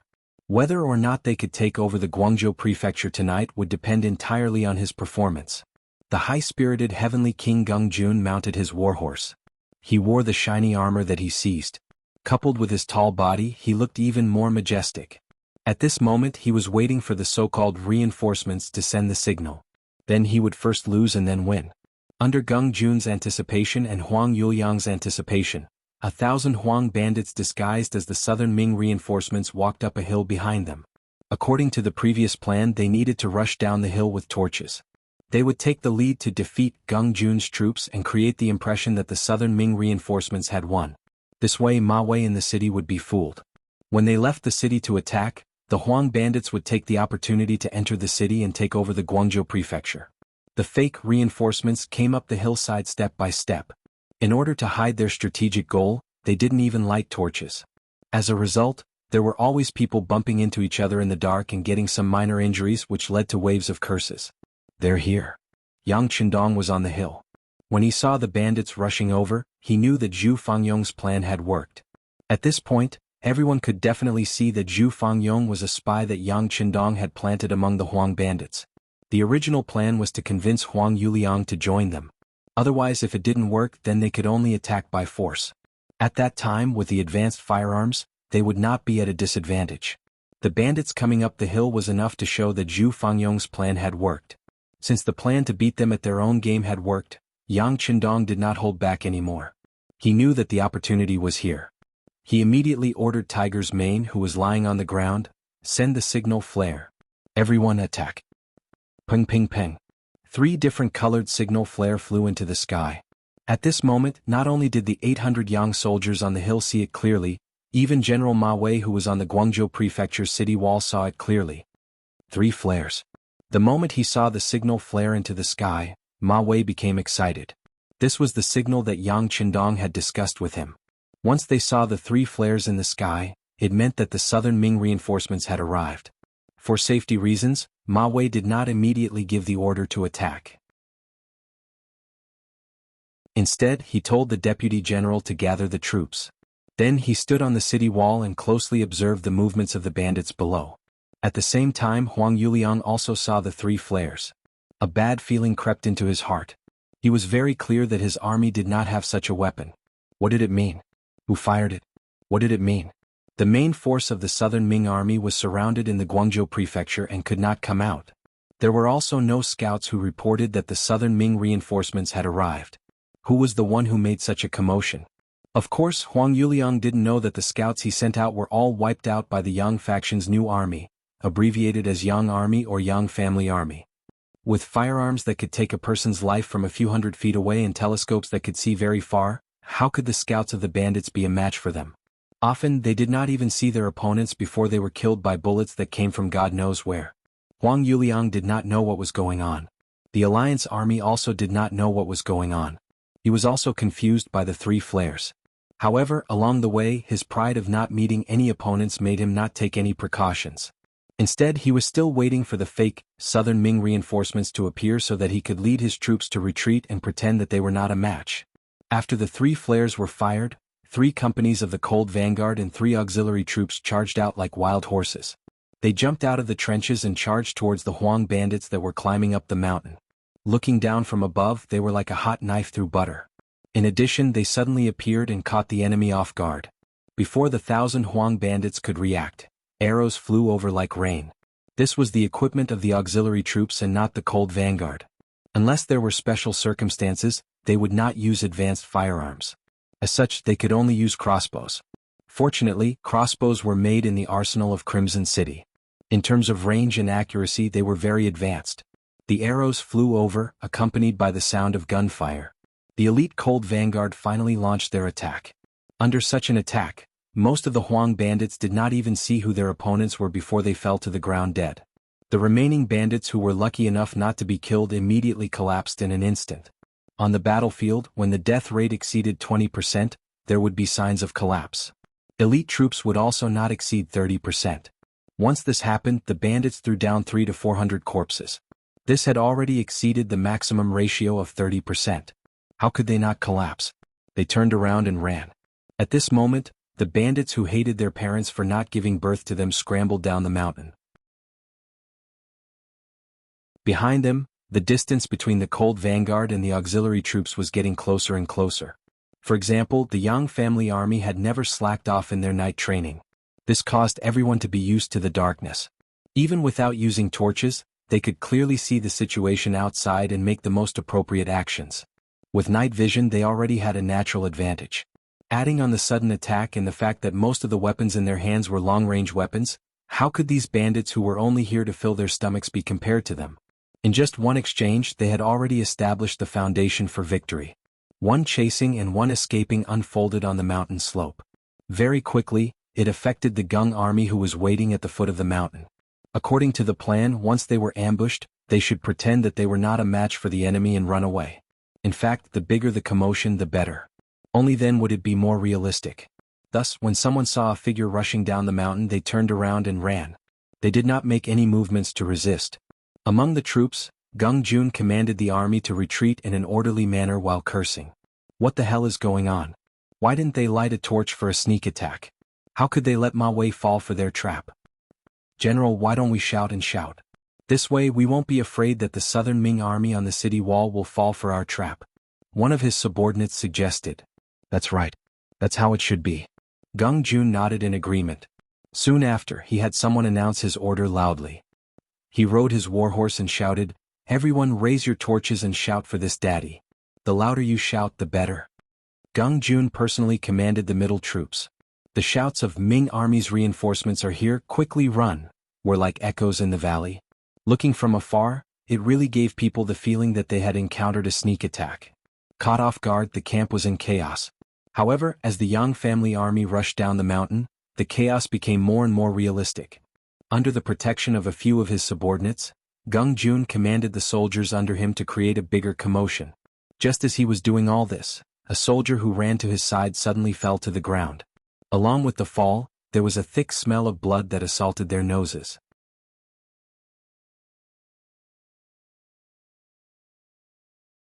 Chapter 372. As the leader of the 4 heavenly kings under Huang Yuliang, Gung Jun was someone who had fought on the battlefield before.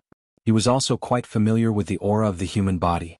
When he suddenly smelled this aura, his expression froze for a moment before he couldn't help but shout, "What are you doing? It's just an act.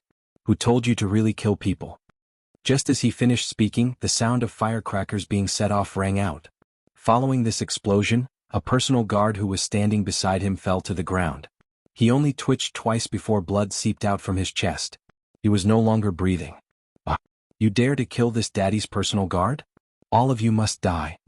Seeing the guard who had followed him for a long time die in front of him for no reason, Gung Jun couldn't help but shout in anger. "General, the situation isn't right. The situation isn't right." A guard saw his companion being killed and was also very surprised, but his mind was still clear. If it was only a bandit soldier being killed, it could be said that it was a misunderstanding. But now, even the general's personal guard was killed. This was no longer something that could be casually explained with words. Gung Jun naturally felt that the situation wasn't right. They didn't light the torches as planned and rushed down much earlier than planned. What was worse was that the speed of the so-called southern Ming reinforcements rushing down the mountain was too fast. It was so fast that it seemed like they were going to put their lives on the line. Looking at all these, it didn't seem like an act. As for the reason, Gung Jun didn't know for a moment. However, he had fought with the southern Ming army several times and concluded a good experience. That was, if the situation wasn't right, escape was the best strategy. Retreat. Quickly retreat with this general. Feeling that the situation was out of his control, Gung Jun felt that his life was in danger. He immediately made the decision to retreat from the battlefield. He had a warhorse under him and presumably, his escape speed would be faster than the others. Having a warhorse would indeed increase one's mobility on the battlefield, but at the same time, it would also make one an easy target in the eyes of others. This was because being able to ride a warhorse often meant that one's status was noble and different. Just like now, when Gung Jun shouted to retreat, he saw a black shadow suddenly fly up. Then he felt his right eye being hit by a punch. The intense pain caused him to fall from his horse. Then, while he was still angrily enduring the pain in his right eye, he felt his chest tighten, and the strength in his body dissipated. It was the feeling of a blade piercing into his body. Gung Jun had once been injured on the battlefield and he had felt the same way back then. But this time the feeling was deeper than the last time. The pain caused him to instantly widen his eyes. Then, in the span of a breath, his widened eyes began to blur. Then his pupils began to dilate. He could only exhale and no longer inhale. Among the people descending the mountain, Peng Yu's luck was not bad. He was assigned to the auxiliary company of the Middle Army. When the 3 signal flares flew into the air, he followed closely behind the Cold Vanguard Company and rushed out. When he was halfway up the hill, he overtook many of his comrades in the Cold Vanguard Company and rushed to the first echelon. Peng Yu had already made up his mind to perform meritorious deeds. Before the operation, he had already set a goal for himself, which was to kill a famous general among the Yellow Bandits. Only then could he prove that he was different from the others. He had great confidence in Lung Feng. This was the main reason why Peng Yu dared to make such a decision. With such a strong ally by his side, he did not have to worry about whether he would be surrounded if he charged into the enemy camp. Therefore, at this moment he used his fastest speed to catch up to the first batch of Lung Feng's troops. With such a good view, he saw Gung Jun riding on a horse and looking around. Peng Yu did not know Gung Jun's true identity. However, at first glance, his intuition told him that since Gung Jun could ride a horse, he was not a nameless person. It would not be wrong to kill such a person. With this thought, he gave up on the ordinary yellow bandits in front of him that he could easily kill. Instead, he quickly charged forward and arrived in front of Gung Jun, who was preparing to retreat. Thus the scene just now occurred. Peng Yu used a short sword that he carried with him to stab into Gung Jun's chest. Blood flowed out and flowed all over his arm. He actually killed General Gung. Quickly kill him. The personal guards saw all of this. When they saw someone wearing a different uniform appear and their general being killed in front of them, how could they not understand that the enemy had arrived? Immediately they yelled and charged over. Peng Yu, who was lying on the ground, saw the people charging at him with swords drawn. He instinctively let go of the short sword in his hand and raised his right foot to kick at Gung Jun's body. Using the force of the kick, he pushed out horizontally and dodged the swords that were slashing at him. When the attack failed, the personal guards followed. As Gung Jun's personal guards, if the general died and they still couldn't do anything, even if they returned to the camp, they would face heavy punishment and might even lose their lives. For the sake of their own survival, they had to kill this brat who came out of nowhere. He did not have the chance to stand up at all. A few swords slashed at him again. In a hurry, Peng Yu raised his right arm and fired a crossbow. The mechanism moved with a heavy spring, and the arrow that flew out hit the throat of a personal guard, killing another person.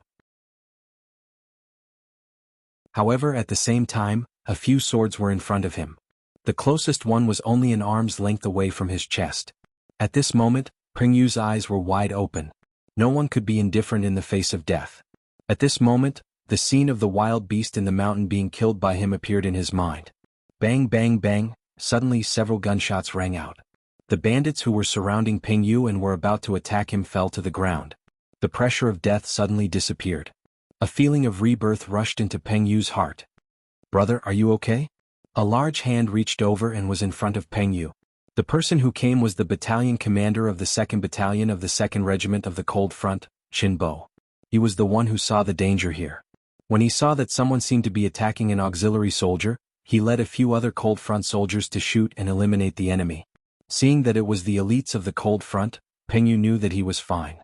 He looked at the 2 bars and 1 star insignia on Qin Bo's shoulder. He immediately reached out his right hand to hold Qin Bo's hand and stood up. "Thank you for your help, Chief. Peng Yu can't thank you enough. Battalion commander, the enemy's leader, Gung Jun, is dead." At this moment, a Cold Front soldier's voice rang out. Then Gung Jun's still warm body was carried over. Before the battle, all the Cold Front soldiers saw the portraits of the important leaders of the Yellow Bandit Army. Naturally, this included the leader of the 4 Heavenly Kings, Gung Jun.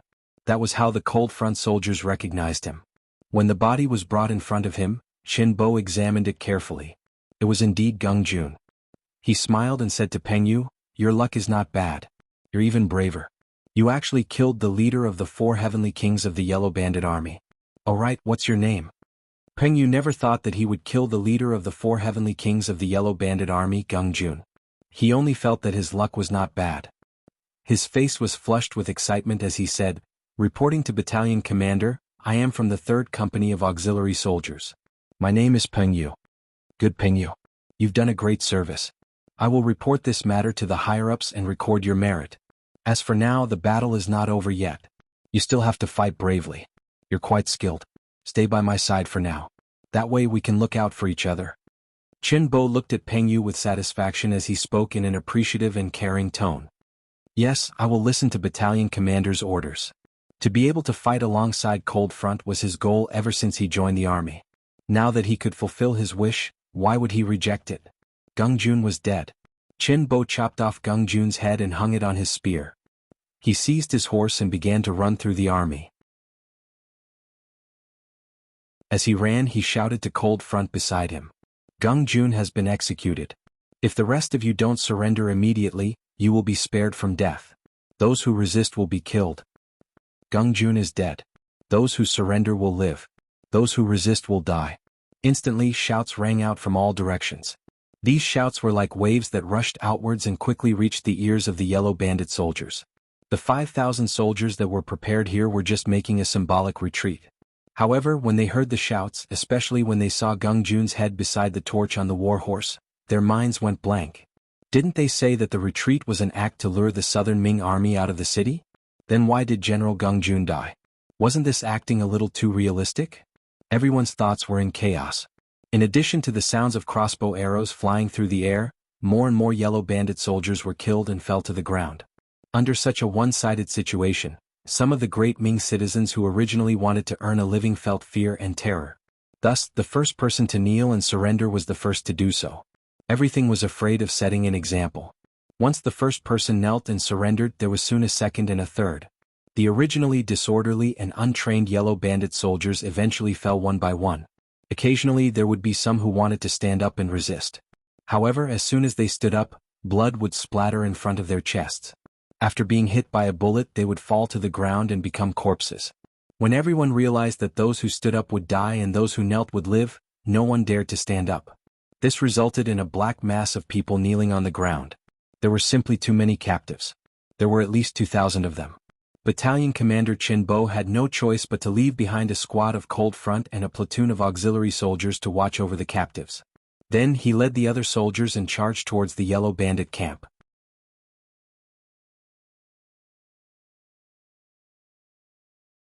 Chapter 373. The same thing happened on the left and right wings. A large number of Yellow Bandit prisoners knelt on the ground. There were also some Lung Feng soldiers and auxiliary soldiers who continued to charge towards the main camp. Huang Yuliang was pacing back and forth in his tent. At this moment, his heart was burning with anxiety. The 3 flares in the sky made him feel that something was wrong. However, he still felt that it was a coincidence. After all, he did not receive any news about the arrival of the Southern Ming Empire's reinforcements. Furthermore, he still had 80,000 soldiers in his hands. Report. Just as Huang Yuliang was feeling uneasy, the curtains of the tent were pulled open, revealing Zhu Fangyong's face. General Zhu, how did it go? Huang Yuliang asked anxiously when he saw who it was. Young master, it's a mess. Everything is a mess. There are rumors that General Gung Jun was killed. The army is in a mess now. Zhu Fangyong said as he entered the tent. Gung Jun was killed? Hearing this news, Huang Yuliang shook his head instinctively. That's impossible. General Gung has 5,000 soldiers by his side. They are all elites. Furthermore, he was only in charge of pretending to retreat. How could anything happen to him? Zhu Fangyong naturally did not agree with Huang Yuliang's description of elites. Compared to the elite Lung Feng soldiers, these Yellow Bandit soldiers could not even compare to a single finger of the elite Lung Feng soldiers. However, Zhu Fangyong, who still had important responsibilities, had no choice but to suppress his thoughts. He said obediently, "Yes, General Gung is surrounded by elites. I believe that someone at the front lines must have spread the news. However, the army is in a mess now. I'm afraid that anything can happen. For your safety, I hope that young master can leave the tent first." Leave the main tent? What? Huang Yuliang shook his head with a puzzled expression. He had 80,000 soldiers. Even if something happened, he still had the advantage. How could he retreat just because he encountered a problem? As if he knew that Huang Yuliang would do this, Zhu Fangyong shook his head and took 2 big steps forward. He said, "Young master, I'm sorry to offend you. Then he raised his right arm and slapped the back of Huang Yuliang's neck. Qin Bo and the others quickly rushed towards the yellow bandit army.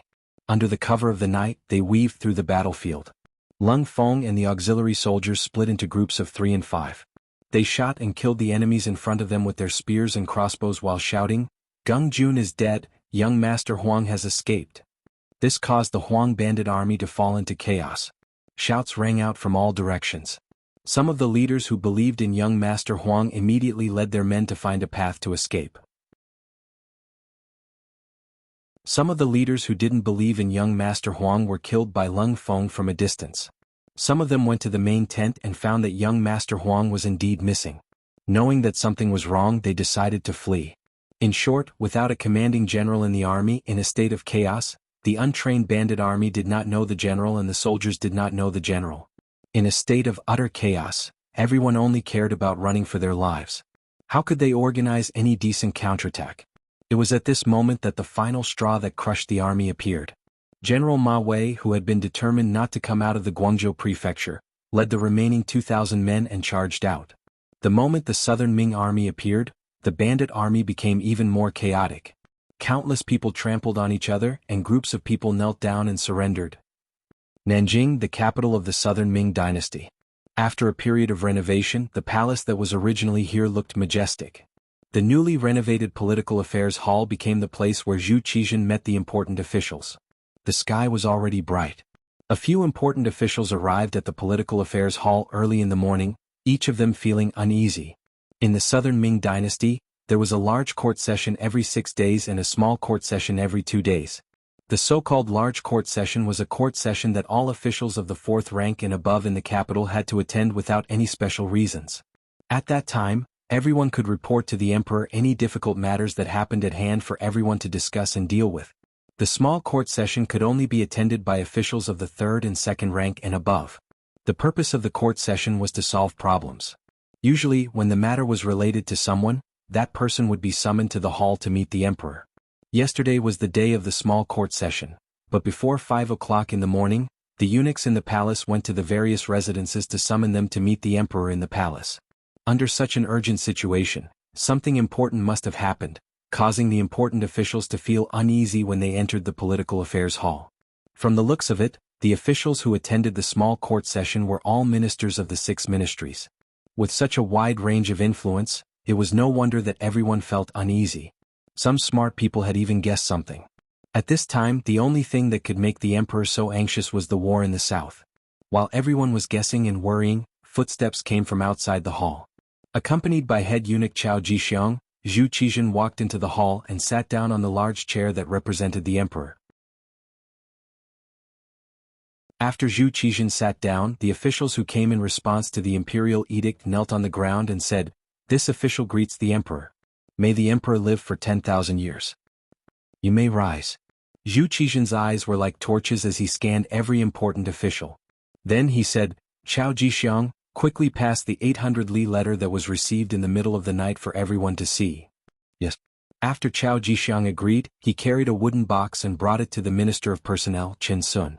Even though the 6 ministries seemed to be equal, the Minister of Personnel had always been known as the heavenly official.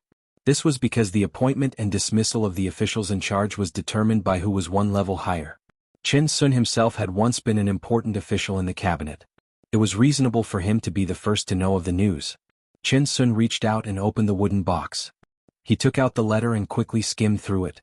Then he returned the letter with a serious expression. After him, the Minister of Revenue Wang Zhuo, and the others also read the 800 li urgent letter. Very quickly, everyone knew of the news in the letter. The hall became much quieter. This seemed to have become some kind of custom. Whenever something big happened, the officials would treat their words like gold. Perhaps they also knew that the more important the matter was, the more they could not easily express their opinions. Otherwise, if they said something wrong, a disaster could befall them. The officials did not say a word. After Zhu Qizhen read the letter, there was a hint of anger in his eyes. He hated the attitude of these important officials who usually spoke of protecting the country and the people. When it came to critical moments, they always protected themselves first and never took the initiative to solve problems for the imperial family. However, the law could not punish the majority. He could not punish anyone just because the important officials did not express their opinions. Since they did not take the initiative to speak, he would call them out one by one. My dear officials, you have all seen it. The situation in Yunnan is dangerous. The rebel Zhu Huili has received help from Jiaoji. The military commander Liang Luo has died on the battlefield. The situation is very dangerous. Governor Wang of Huguang has come to request for reinforcements. Does everyone have a plan? The military commander Liang Luo could be considered someone who knew his troops well. However, he still died on the battlefield. This was beyond the expectations of all the officials. Now that the emperor asked for a plan, for a moment, everyone looked at each other. No one dared to say a word. Everyone understood the meaning of Zhu Qizhen's words. Governor Wang of Huguang had asked for reinforcements and good generals. The reinforcements were secondary. After knowing that Jiaoji had agreed to Zhu Huili sending troops, the southern Ming court had begun to mobilize the army. Now the preparations were more or less complete. The first batch of reinforcements was 50,000 people. Although the number of reinforcements might not reach the initial expectations, if they were used well they could be of use. As long as the southern Ming had enough time to prepare, they could mobilize and recruit more soldiers. However, choosing the right general was the difficult matter. After the Great Ming had three emperors, Emperor Qingzu, Emperor Renzong and Emperor Xuanzong, the country seemed to be very powerful. However, with the implementation of the strategy of emphasizing civil affairs and belittling military force, there were not many generals that could be used on the battlefield. After the Battle of Tumu Castle, many of the generals that could fight had died. In addition, the Great Ming was divided into the north and south. Now, the number of good generals that Zhu Qizhen could use could be counted on one hand. It had already become a common practice on the battlefield to choose the right general before using the army. Without good generals, no matter how many soldiers were sent, it would be useless. However, how could good generals be the reign of the world that could fall at any time? They had to be experienced in battle. Moreover, only after 100 battles could a good general be produced. Looking at the southern Ming, it was clear that there were no such people. Of course, it was not that there were no generals that could be selected from among the lame. For example, the Minister of War, Kuang Yi, was a person who knew how to fight. However, he was indeed a bit old. He might not be able to withstand the bumpiness and fatigue of the battlefield. Secondly, he was currently in the process of reorganizing the various guard stations and had discovered many problems. If he was transferred away at this time, it could easily cause internal instability. This could shake the foundation of the southern Ming, which was an even more frightening matter. If he could not use Kuang Yi, it would be difficult to choose a good general. This was the reason why Zhu Qizhen had summoned everyone. Zhu Qizhen could not think of any suitable candidates, so he called everyone and asked the important officials to recruit talents. However, this was also difficult for these important officials. Normally, it was easy to recommend someone to a civil official. Everyone would even scramble to arrange their own people. After all, they were governing a city and a region. Even if there were some mistakes, it would not affect the overall situation. At most, they would be labeled as ignorant. However, this was the battlefield. Now that the situation in Yunnan was so critical, if they were not successful in a battle, not only would they die on the battlefield, it could also directly shake the foundation of the southern Ming. This crime was not something that a single person could bear. Knowing the importance of this matter, no one dared to recommend a candidate. Each and every one of the officials pretended to be deaf and mute. As expected, no one was willing to share the burden of state affairs at this critical moment. While Zhu Qizhen was furious, his gaze fell on the Minister of Personnel, Qin Sun. Minister Qin, is there anyone suitable for the Ministry of Personnel that manages the country?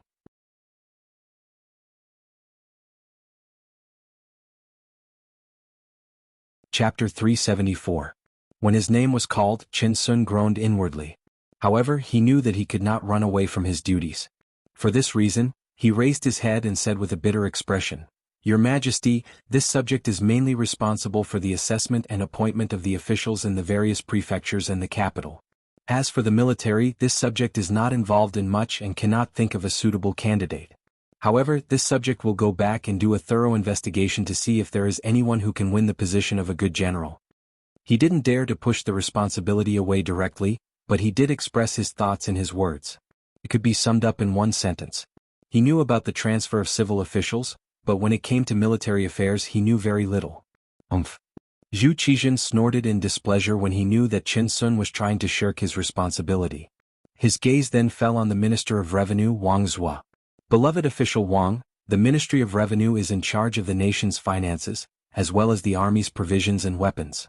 Do you have any outstanding candidates to recommend to me during the evaluation? Your Majesty, most of the soldiers in the army are the same. There is no one particularly outstanding. This subject really cannot think of anyone at the moment. Wang Zhuo braced himself as he spoke. His intention was to tell Zhu Qizhan that he was only in charge of the finances and provisions. Recommending a good general was not part of his duties, so he would not have an answer.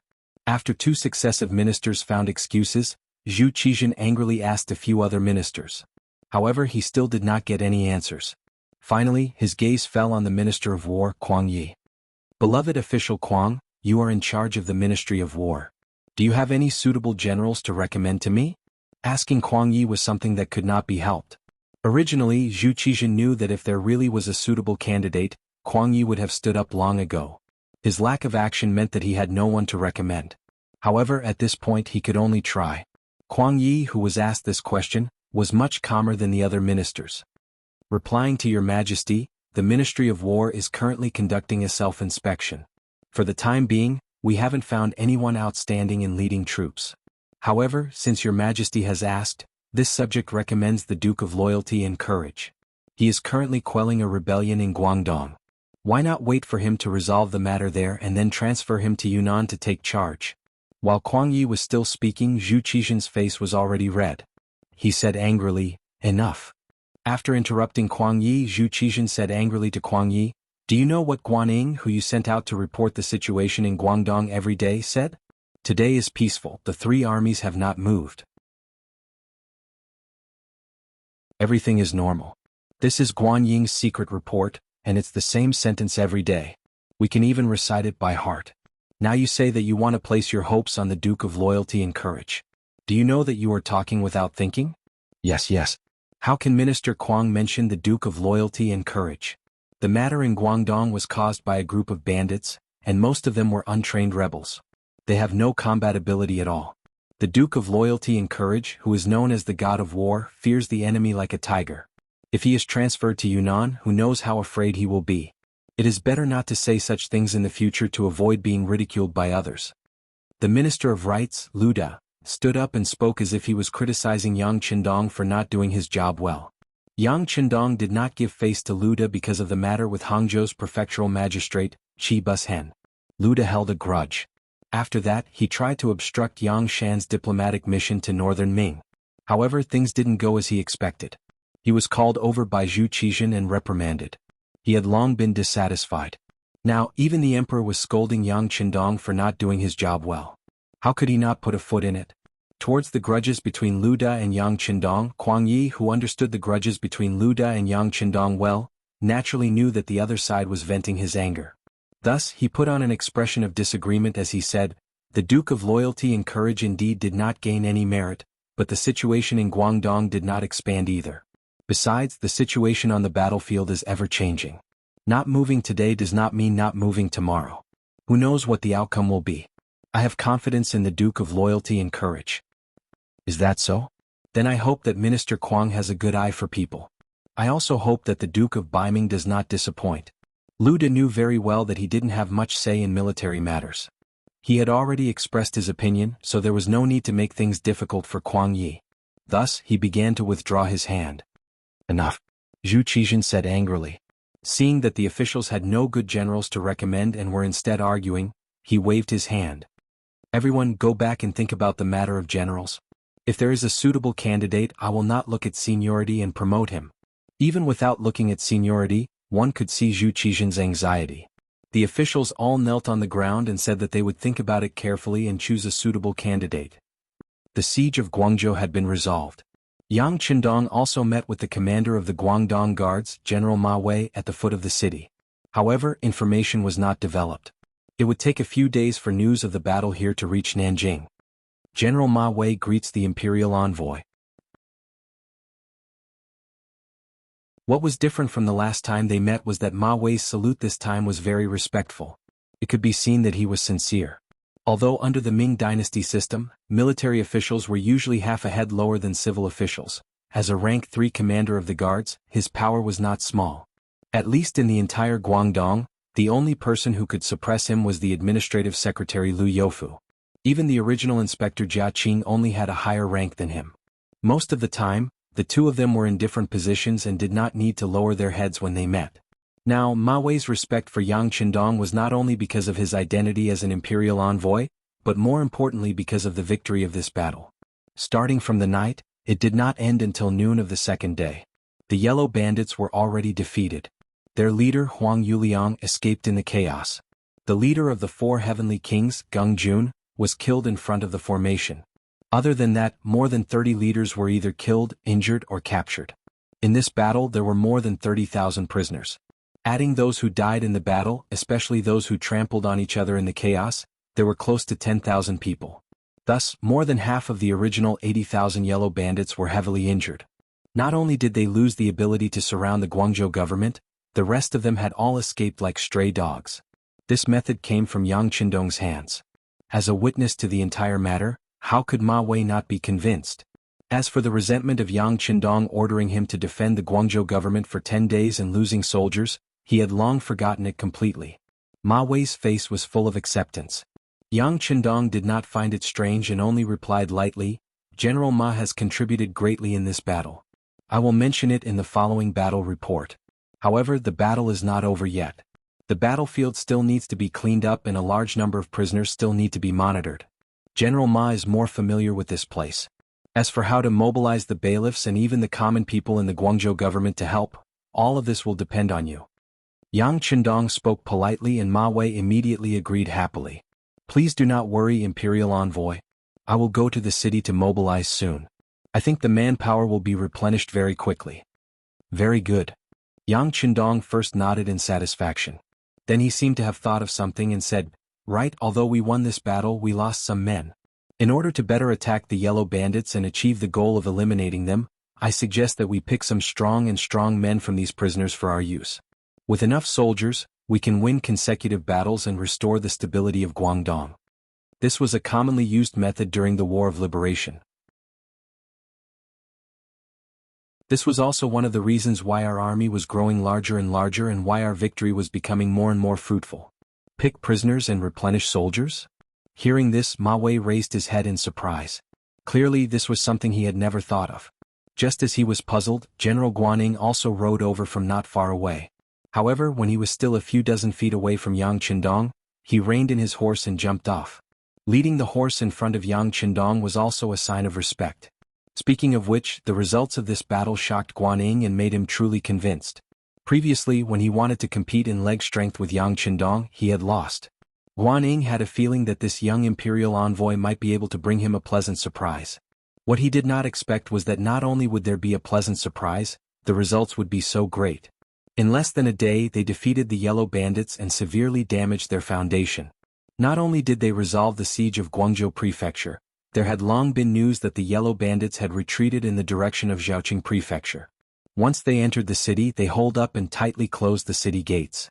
It was clear that this battle had scared them out of their wits and greatly damaged their arrogance. After this battle, presumably, the situation in Guangdong would be greatly alleviated. Now that there was hope for his mission to be completed, Guaning walked over with a glowing face. When he saw Yang Qindong, his attitude was even more respectful. "Imperial Envoy, the food has been delivered. When do you think you can let the army eat?" "There is no rush for this matter." Yang Qindong looked at the approaching Guaning with a slight smile. He then pointed at Ma Wei and said, "Just now I said that we do not have enough soldiers. I was wondering if we could pick some strong young men from the prisoners and temporarily send them to the army. However, it seems that General Ma does not agree." "No. I was only thinking that these people were originally Yellow Bandits. Even if they were captured because they were not a match for us, we do not know if they can truly be used by us. That is why I have some misgivings." Ma Wei saw that Yang Qindong seemed to be dissatisfied with him and immediately opened his mouth to explain.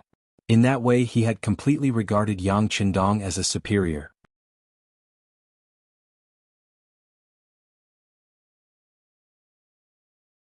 Chapter 375.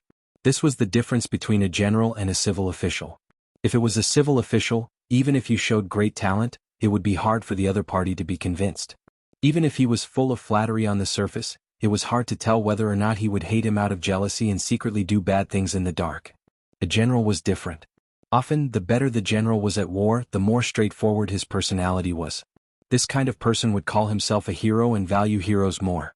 Once he met someone who was more powerful than him, not only would he be convinced, but he would also feel a sense of appreciation for that person. At this time, the only difference between the two was the difference in the master he served. Today, Ma Wei admired and respected Yang Qindong. Hearing him say that he did not support the idea of using captives as soldiers, he had to explain. Using captives as soldiers? Guanyin was shocked when he heard this.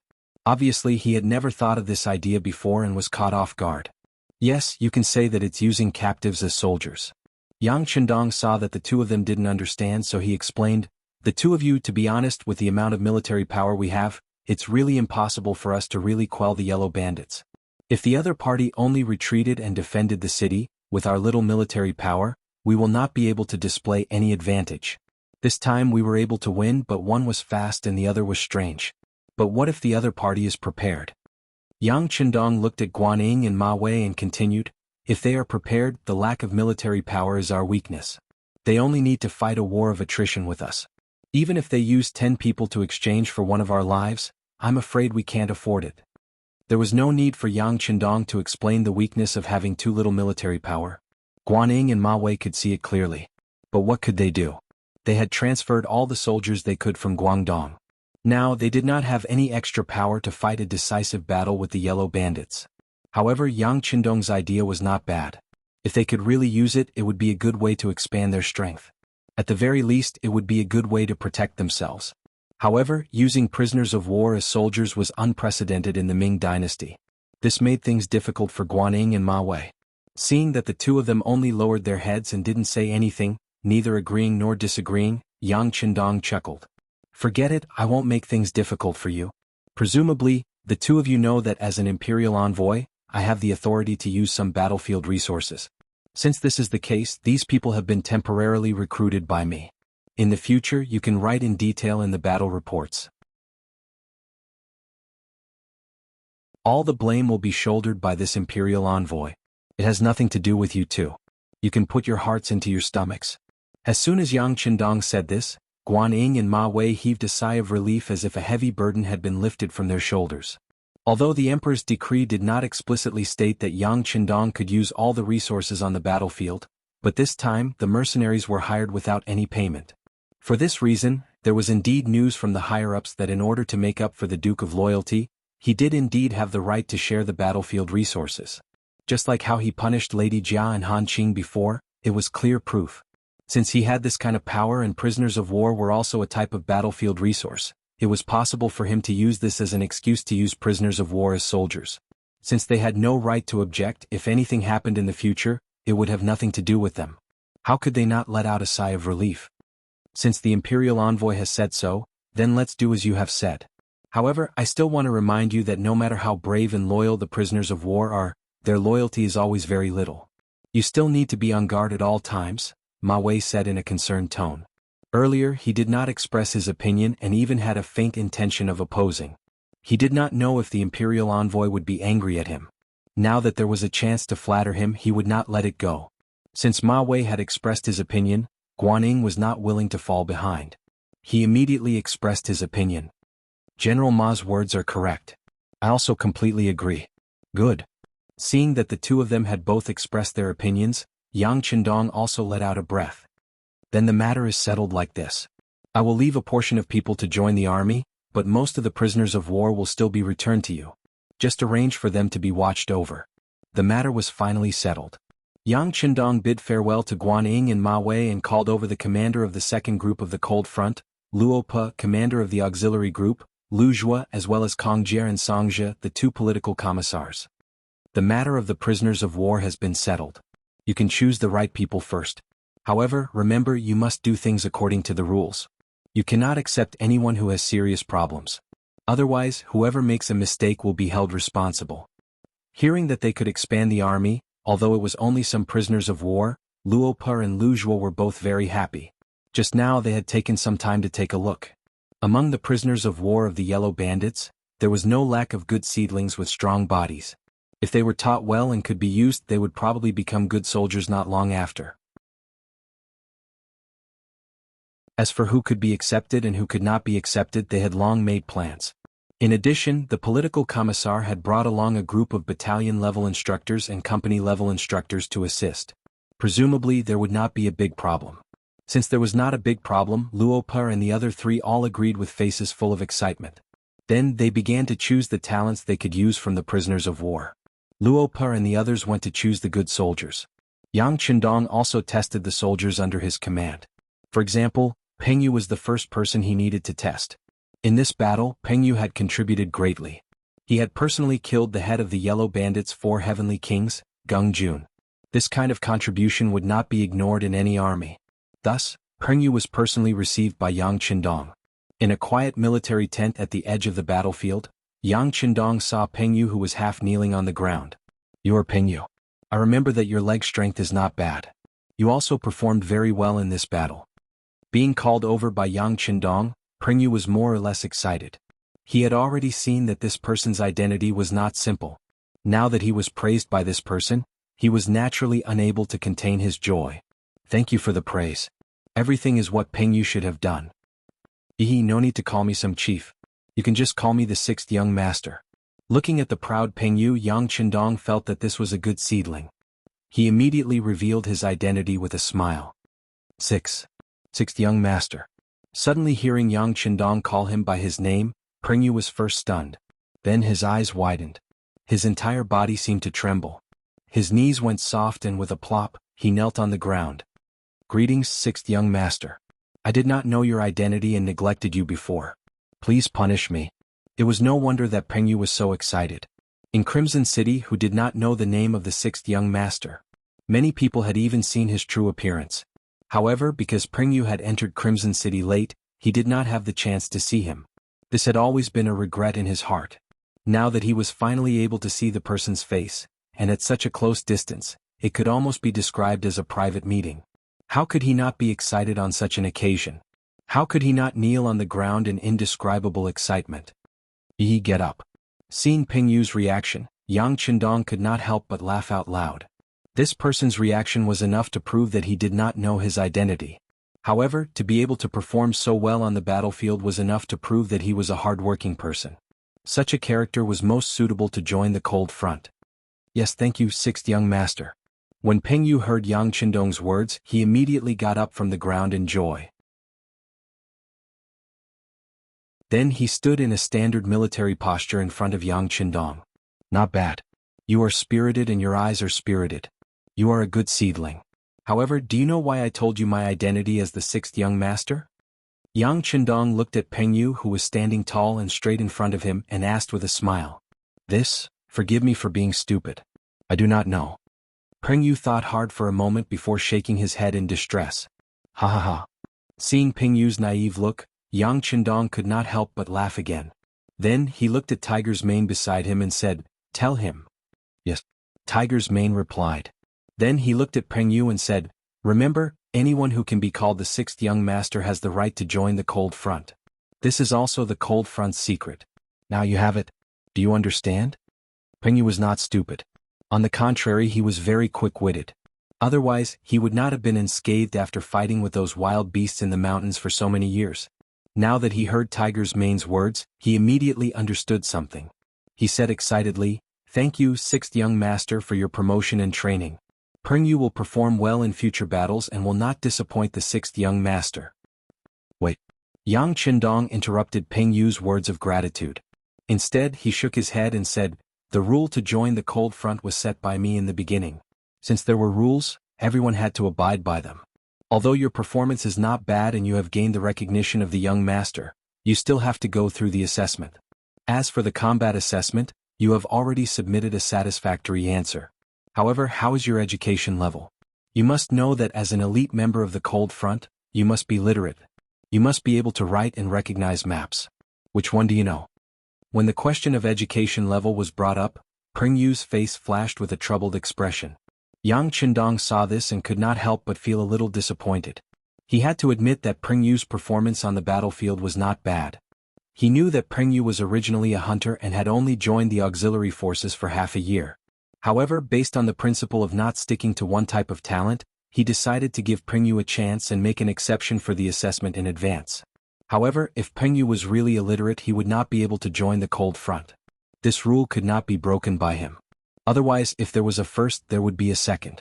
It would not be long before the cold front would be ruled by a group of martial artists.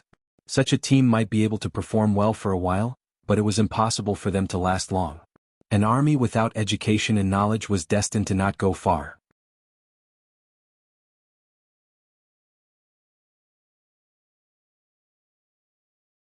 Chapter 376. Just as Yang Qindong was feeling disappointed, Pengyu answered, "Sixth young master, I can read a few words, but I haven't been studying for long, so I don't know many words. I don't know how to read maps either." "You can read?" He did not consider whether Pengyu knew how to read maps. Maps were usually used to assess military officers. As long as Pengyu had some knowledge, he could join the Cold Vanguard. As for whether Pengyu could have a higher level of knowledge, there would be plenty of opportunities for him to learn in the future. Pengyu was young, so there would be plenty of opportunities. "Yes, I can read." Pengyu was quite confident when he said that. Back in Crimson City, Pengyu's parents and sister found a teacher to teach him for the sake of his future. Pengyu was not a scholar, but he could still read. "All right, find a book and let him read it." Yang Qindong nodded. He believed that no one would dare to lie to him about something like this, so he spoke to Tiger's mane beside him. Soon an ancient book was found. The words, "3-character classic," were written on the cover. It was more suitable for a newbie. Pengyu took the ancient book with some fear, but when he read the first line, his face was filled with a confident smile. He had read these 3 words before, but if it was just a test, he wouldn't be afraid at all. Man's nature is good at birth. Similar in nature, different in habits. If you do not teach, your nature will change. The way of teaching is to specialize. Pengyu was literate and could write. Although his handwriting was not beautiful, he had already met the rules set by Yang Qindong. It should be known that in the current environment, not everyone was qualified to be literate. Therefore, he immediately broke the rules and was promoted from an auxiliary soldier to a cold vanguard, becoming an existence that many envied. However, Pengyu's knowledge was still lacking. At least, he did not know how to read maps, so he was only a normal cold vanguard soldier. He was not given any official position. However, as long as he worked hard in the future, once he had more knowledge and learned how to read maps, he would become an officer sooner or later. Even if he didn't become an officer, Pengyu was already quite satisfied. Being able to join the cold front after only being an auxiliary soldier for half a year was something he never dared to imagine. Not to mention, this exceptional promotion was hosted by the 6th young master himself. Just this point alone was enough to make him proud for the rest of his life. Pengyu happily left the tent. Other than being ordered not to tell the auxiliary soldiers that Yang Qindong was the 6th young master, he had also become a member of the cold vanguard that everyone envied. Soon after, the news spread like wildfire among the auxiliary soldiers. At this moment, there were many envious people. Everyone was holding back a wave of energy in their hearts. That was, they had to perform well in the following battles and strive for the opportunity to be promoted. In order to win a battle, morale was a must. Proper command was also a must. However, there was also a standard requirement for the number of soldiers. For example, if 100 people met 10,000 people, how difficult would it be to win? This was the disadvantage brought about by the lack of numbers. Although Crimson City had developed rapidly, its foundation was still too weak. The time it had been established was also too short, resulting in a lack of manpower. Now that there was a chance to expand its strength, both Commander Luopa and Commander Lu Zhuo would not let go of this opportunity. Immediately, with the support of the 2 commanders, the political commissars of the 2 regiments led a group of political personnel and started to get busy. Groups of strong captives were brought in front of them to register and understand the situation. Although they could use this opportunity to expand the army, there were still rules to be followed. The first step was a strict background check. Register them carefully and see if they have any family members living outside. If they're alone, register them strictly. Not only do we have to listen to them, but we also have to ask them to name at least 2 of their captive friends. We have to verify whether they are right or wrong. As for those who can't be found, put them aside first. We can't accept them if they don't have a clear background. If they are alone, we have to understand how they ended up like this. Why did their family members leave them, whether they were oppressed by the Yellow Bandits or the Ming Army? We have to find out everything clearly. Ask them seriously if they were literate, if they have learned martial arts, who their master is. We have to register all of these clearly. Questions after questions were asked by the two political commissars, which became the criteria to determine which captives were suitable to be recruited into the army and which were not. While these political personnel were doing their work, Guan Ying's logistical support was also effective. Even Ma Wei was very cooperative. Some of the rich families in Guangzhou were grateful that Yang Qindong led the troops to save them, so they took out silver to buy meat and wine to reward the victorious troops. Lung Feng and the auxiliary troops were able to eat their fill for a few days. Food was the most important thing to the people. Initially, some of the captives were not cooperative with the various inquiries. However, when they saw that anyone who cooperated would be rewarded with meat, everyone's enthusiasm was aroused. Some people didn't even wait for others to take the initiative to ask, and like pouring beans out of a bamboo tube, they told everything they knew about themselves and the people around them. All they wanted was to get a few more pieces of meat. These people were called the Yellow Bandits, but most of them were made up of commoners who did not have a livelihood. To them, they did not particularly care whether they rebelled or not. As long as they could fill their stomachs with someone, they would follow that person. For these people, the temptation of meat was naturally great. Ever since they saw this, the Yang family army's politicians had made full use of this point. It was because of the large amount of delicious food that their work progressed very quickly. Thanks to this quick and efficient work, many captives with suitable conditions were selected. After a short period of ideological work, they became part of the temporary auxiliary troops. Temporary auxiliary troops were the difference between them and real auxiliary troops. They were the lowest level of existence. But even so, only about 2,000 people were selected from the 30,000 captives. These people were quickly divided and assigned to the auxiliary troops camp, where the old led the new. This was the experience of the Yang army's rapid development. Ba Daojiang was one of these temporary auxiliary troops. At first, this name did not sound like a person's name, but more like a place's name. However, it was actually a nickname given by the people of the underworld. This person's skin was slightly dark and he was not very tall. However, the muscles on his body seemed to be in an explosive state. At first glance, one could tell that he was not an ordinary commoner, but a martial artist. In fact, Ba Daojiang had been practicing martial arts since young. After he finished his apprenticeship, he mingled in the underworld. When he first started out, because he did not have much experience in the underworld, he offended someone and was almost assassinated. After that, he began to chase after the real culprit. He chased after the culprit for 3 days and 3 nights. During that time he passed by 8 different rivers of different sizes. In the end he killed the culprit who had assassinated him. After that he became known as Ba Daojiang. As time passed he began to forget his original name, and began to call himself Ba Daojiang. This time he was originally wandering around Guangdong, fighting for justice and looking for a future that belonged to him. Coincidentally, the city of Wuzhou that he was previously in had been attacked by the Huang bandits. He was trapped in the city and had joined this group by some strange coincidence. After wandering around the underworld he had seen many things. This made Ba Daojiang dislike some of the local officials of the Ming Dynasty. They often used their power to bully others and took advantage of the commoners. Just based on the number of people that he had seen, he did not know how many families had been destroyed by the officials.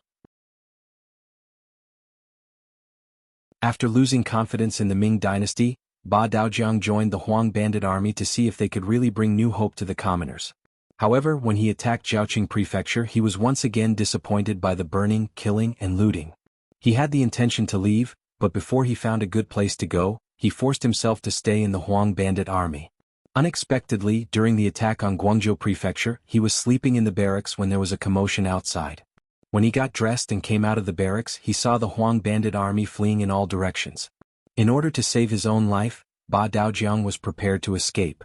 In the process of escaping, he even injured 2 of his auxiliary soldiers. However, he was eventually stopped by the elites from the outside. When Ba Daojiang saw more than 10 bandits being killed by firearms from afar, he wisely chose not to take the lead. In the end he followed the crowd and became a captive. There were so many captives and Ba Daojiang was only 1 in 30,000 of them. In addition he hadn't done anything outrageous, so he wasn't in a hurry. He only thought that the law couldn't punish the masses. In the end these people would still be dismissed. Because even if they wanted to be locked up in prison, there wasn't a prison that could hold so many people.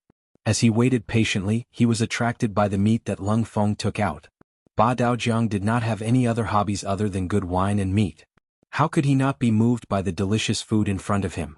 As such, in order to achieve his goal, he revealed some of his situation.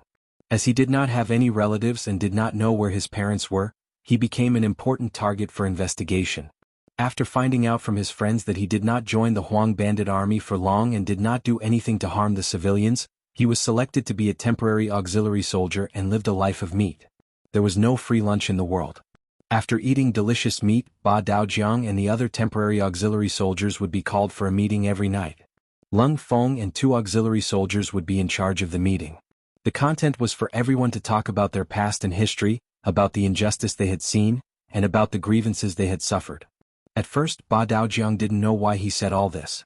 But when he saw some people being encouraged to talk about their own stories, and some talking about how their loved ones died under the Ming Dynasty's corrupt and deceitful policies, or were forced to die or starve to death, tears streamed down his face. He was heartbroken.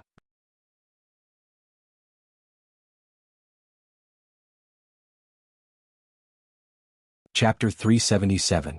Every time someone did something like this, it would cause the other temporary soldiers to shed tears as well. From these words, they seemed to recall some of the painful experiences they had gone through. The grievance meeting was a method of training soldiers that Yang Qindong had proposed. By letting everyone vent their grievances, not only would it allow them to vent their frustrations, it would also shorten the distance between them. As time went by, everyone naturally became closer to each other. This change happened unknowingly, and when some people realized it, they had already fallen in love with this atmosphere.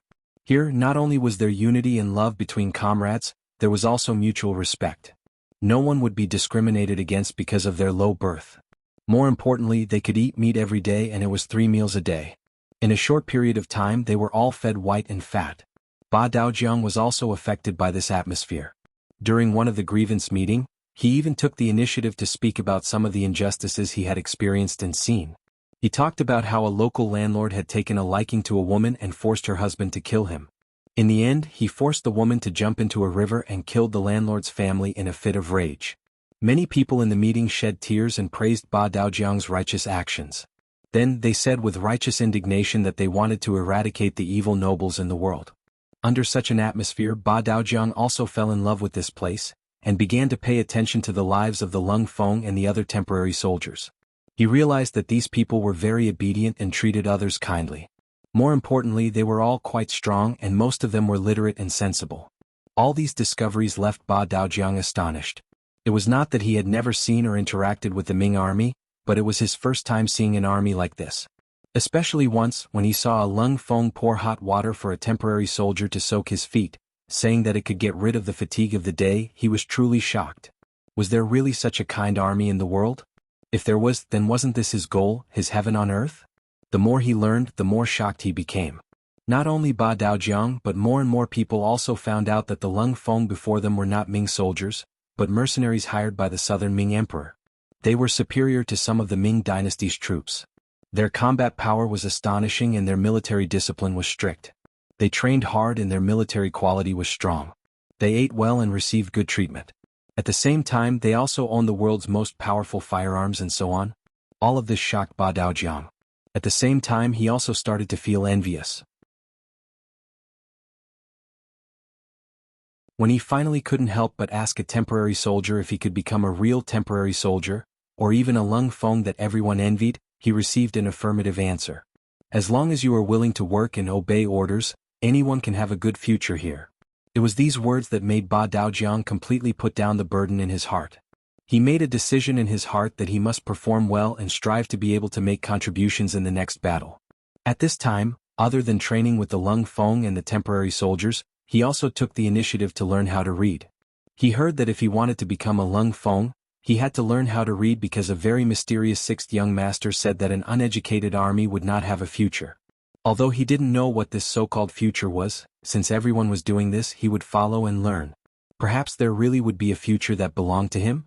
2,000 temporary auxiliary soldiers had been transferred to Yang Qindong's side. Thus, the original 1,200 soldiers had been strengthened to 3,200 soldiers. Once the training was completed, the 2,000 soldiers should be able to unleash a considerable amount of combat power. Guan and Ma Wei let out a sigh of relief when they only picked 2,000 captives in the ratio of 1 to 15. They were afraid that the imperial envoy would take all 30,000 captives. In that case they would have military strength, but whether or not they would be able to form a fighting force was another matter. Also, food and drink for 30,000 people was a big problem. Fortunately, Yang Qindong only took 2,000 people, so it didn't give them too much pressure. On the 5th day after the victory, the Guangdong political commissioner, Liu Youfu, finally arrived at the foot of Guangzhou Prefecture. The 28,000 captives were handed over to him. As for how they would be treated, whether they would be locked in prison or sent to the city as forced labor, that was the matter of the local officials. After shaking off the burden of the captives, Guan Ying and Ma Wei came together to find Yang Qindong to discuss whether or not they could stop chasing after the desperate enemy. Yang Qindong had long expected Guan Ying and Ma Wei's arrival. The three of them met in the military tent. Other than Beta Persei, who was following behind them, there was no one else in the tent. Yang Qindong finally opened his mouth.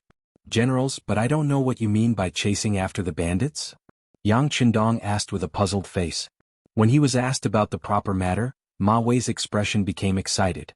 He rubbed his fists and said, "Sir, the Huang bandits outside Guangzhou Prefecture have been defeated and have retreated to Zhaoqing Prefecture.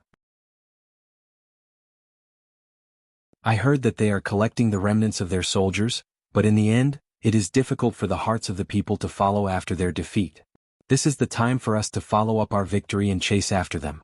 If we can quickly reach the foot of the city like when we went from Ganzhou to Guangzhou Prefecture, I think we will be able to intimidate the enemy. Winning the battle will be a certainty. At that time, after the Huang bandits have suffered heavy losses, they will truly be unable to continue and will have to leave. Then we can return Guangdong to a time of peace. For this matter, General Guan and I have already made preparations. All the food on the road has been prepared and is enough for the army." Just as Ma Wei finished speaking, Guan Ying, who was standing to the side, took the initiative to say, "Yes, I have prepared enough meat pies for the army to reach Wuzhou Prefecture. There is still some left. You can rest assured on this point." At this moment, Guan Ying's mentality had long relaxed. Originally, Guangya minister had arranged for him to follow beside Yang Qindong because he needed him to study at the side. In the future he could become a general and become the cornerstone of the Southern Ming Ministry of War. Even Guan Ying himself thought this way. However, on the road from Ganzhou to Guangzhou Prefecture, Guan Ying's mentality had more or less changed. After he saw the strength of the mercenaries, the competitive heart in his heart had weakened greatly. Especially after he learned that Yang Qindong had used 800 men to break through the Huang bandits' 80,000-strong army, he became even more aware of the difference between the two sides. Yang Qindong used troops like a god. In this aspect he was ashamed of his inferiority. However, what he admired more was the strength of the mercenaries themselves. With such strong troops, as long as the commander was not an idiot, it would probably be difficult for them to lose a battle. Since this was the case, he might as well not interfere with military matters. Instead, he would focus on logistics and study at the side. When the Guangdong matter was over, he could report it to Guangya minister and similarly choose people from the army to train a group of elite troops. In the future, he would be a general and be able to use them. Guan Ying was completely convinced, as was Ma Wei. The two of them had the same thoughts and both found Yang Qindong to ask him to send troops. The two southern Ming generals had the same view. Yang Qindong's eyes narrowed into slits. The actions of these two people were like the old saying, "Sweep the snow in front of your own door." Just as Ma Wei had said, if the Huang bandits were heavily injured, they might leave Guangdong. Thus this place was safe. However, what about other places? What about Guangxi, which was close to Guangdong? Moreover, once they left Guangxi, what would happen to Yunnan? If they gathered together with Zhu Huiyun and the others, wouldn't that be a new problem? Yang Qindong could think of these things, but he did not believe that Ma Wei and Guan Ying could not. Especially the latter. As the minister-counselor of the Ministry of War, he was highly valued by Guangya. How could he not predict such a situation? However, they still wanted to send troops to Wuzhou House. One had to say that they knew what to do. Thinking back to when Guangdong was in chaos, Guangxi did not send troops to help. On the contrary, they placed troops in the cities near each other to prevent the Huang bandits from entering other places. Such a method naturally allowed Guangxi to be temporarily safe. However, this would only increase the pressure on Guangdong. The Huang bandits could not go to other places, so they could only cause trouble in Guangdong. Such a method was really hurtful. This was why Ma Wei wanted to chase the Huang bandits out of Guangdong. As for where they went, he did not say and did not think about it. Even Guan Ying pretended that he didn't know anything. If one chopstick was easily broken, 10 chopsticks would not be broken. This was the power of unity. The relationship between Guangdong and Guangxi was enough to show that Nanming and Baiming were not on good terms. The various houses under Nanming were not on good terms. If this continued, the internal losses would be too great. How could the people not be in chaos? How could the people live a good life? How could they not die? Yang Qindong thought of his own Yangxia. In the beginning, all sides were united. What if this went on for a long time? If the territory became bigger and the population increased, what would the result be? Would there be people who would raise their own troops and respect themselves? Would there be people who also had the same idea of sweeping the snow in front of their own door? There must be. Since Ji Ranxing had predicted the emergence of these problems, how to solve them? It must be known that the current transportation system was too underdeveloped. Once something happened, it would be a long time before anyone knew about it. This was not conducive to the management of a large area of land. As such, he needed to think carefully about how to do it best. In short, the mistakes that happened to others could not happen to himself. Otherwise, even if he became stronger, he would not be able to maintain this situation for long. Yang Qindong was deep in thought for a long time without speaking. Ma Wei and Guanning were very anxious. After the two of them looked at each other, they whispered, "Sir, when do you think we should send troops?"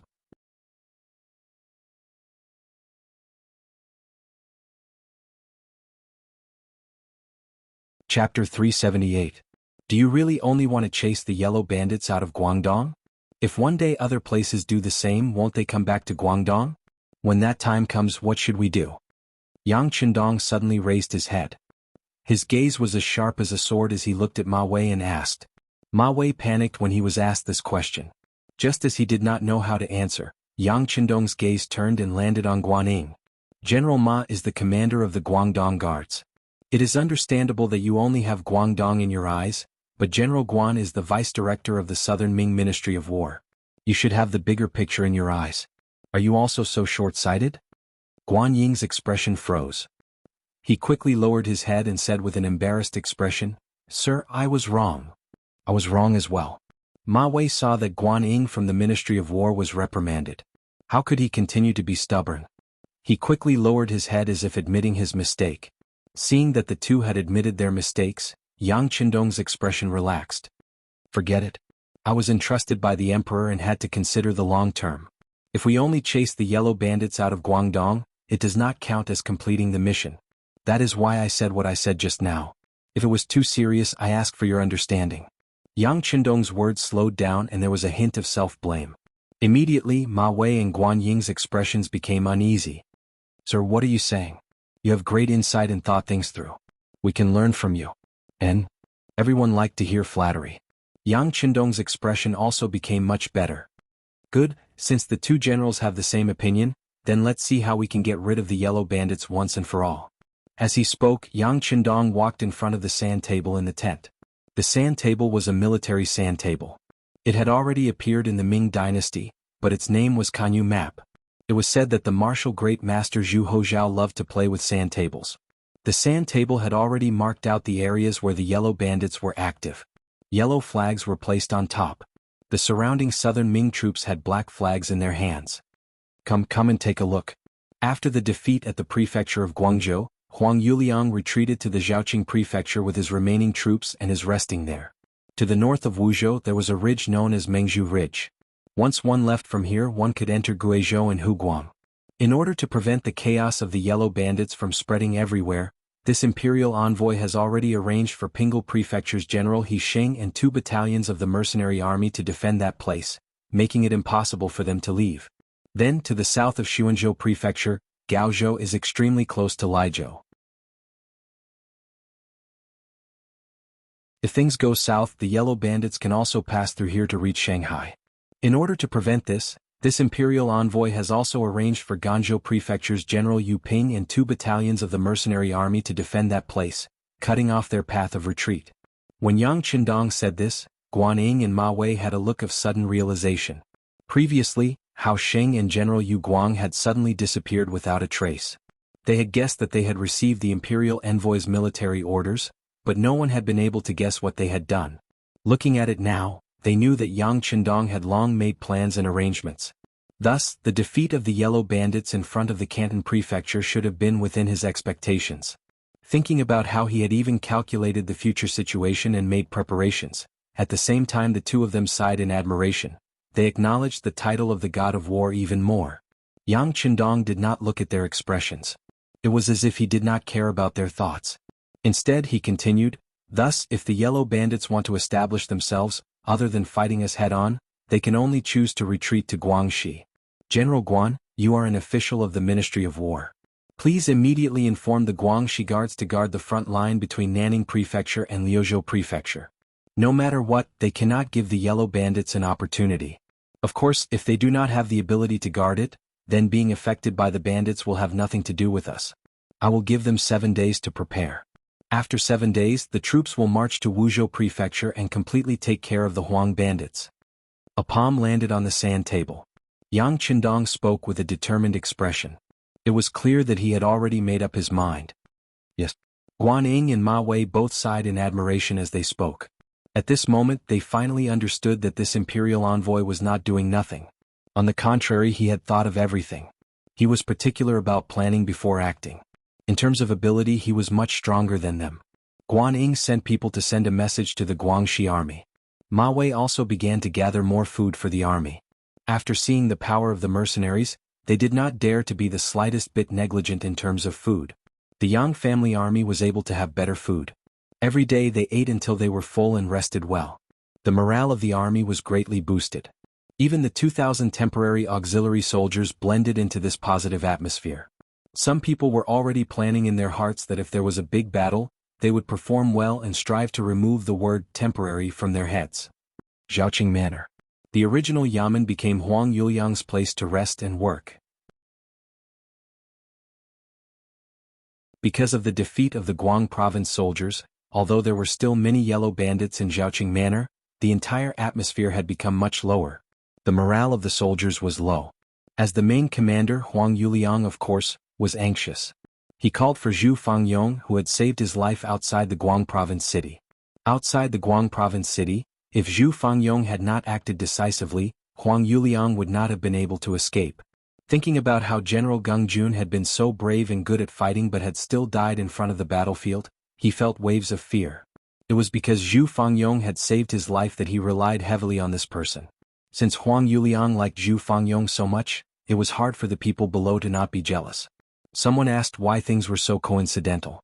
They had just wanted to use the arrival of the reinforcements to lure Ma Wei out of the city when the reinforcements actually arrived. Was there some connection? Some people even doubted Zhu Fangyong's loyalty. After all, this person had only joined the Yellow Bandits for a short time. In the face of these rumors, Zhu Fangyong actually admitted to it. He said that all of this was the blessings of the heavens. It was all thanks to this plan. Otherwise, if they were caught off guard, would the Southern Ming Empire's reinforcements not come? If that really happened, the losses would be even greater. However, the scouts were so useless that they did not even give a warning when the Southern Ming Empire's reinforcements arrived. They had truly missed the opportunity. When Zhu Fangyong's words reached Huang Yuliang's ears, not only did he not doubt this person, but he also thought that this was a blessing from the heavens. While praising him and making him his trusted aide, he also killed the scout to improve the morale of the troops. After Zhu Fangyong became Huang Yuliang's trusted aide, he naturally became an important guest. He was often called over to eat together and at the same time, analyze the current situation. General Zhu, we have already been in Zhaoqing Manor for a period of time. We have also gathered many scattered soldiers, but I don't know why the Southern Ming Empire's army did not take this opportunity to attack us. What are they planning to do? Huang Yuliang's face was filled with worry. The Southern Ming Empire's reinforcements were truly too powerful. They were so powerful that he felt a bone-deep fear. Young master, there is no need to worry. There must be a reason why the Southern Ming Empire's reinforcements did not come. From this general's point of view, it should be because their own military strength is insufficient. This general has sent people to inquire about some news. I heard that the Southern Ming Empire's reinforcements have actually recruited some of our brothers as soldiers. Aha, it seems that they are really desperate. Zhu Fangyong said with a smile, but he was truly worried. He thought about the information he had received from the Security Bureau 2 days ago. It said that the 6th young master wanted him to keep Huang Yuliang in Zhaoqing no matter what and wait for him to bring his troops over to carry out his previous plan. He also said that the Yang family's army was too small. If they wanted to achieve anything, they had to expand their army and accept many yellow bandits as soldiers. He was truly shocked. As for keeping Huang Yuliang in Zhaoqing City, Zhu Fangyong felt that it was not difficult to do. This was because this young master Huang did not want to admit defeat and wanted to rise again. How could he leave so easily? It was not easy to get to Zhaoqing City. However, as for the matter of recruiting yellow bandits as soldiers, he was truly worried. Zhu Fangyong, who had stayed in the yellow bandits' army for a period of time, knew that they were just a bunch of villagers who had no choice but to join the army to fill their stomachs. They did not have any culture and did not understand any great principles. They would only follow whoever gave them food. Would these people be loyal? Would these people be of any use on the battlefield? He did not want to drag down other allies. Although he was worried, this was something the sixth young master would do. Due to his respect and reliance on the sixth young master, he did not say anything in the end. He was currently in Zhaoqing City and could not care about things that were too far away. It was better to complete the mission first. Huang Yuliang was originally raising a cup of strong wine to his mouth when he heard Zhu Fangyong's words. When he heard that his subordinates had been recruited by the Southern Ming, he was first stunned and then laughed. His originally nervous expression instantly relaxed. Haha, the Southern Ming actually recruited our soldiers. Is this true? I sent out 3 groups of people and the news they sent back was the same. It should not be false, Zhu Fangyong replied with a serious expression.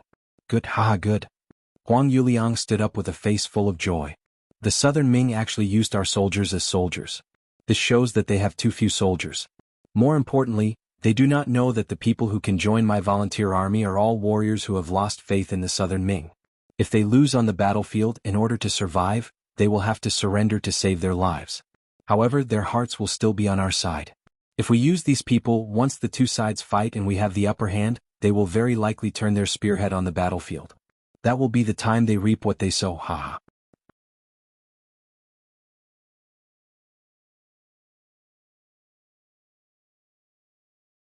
Chapter 379.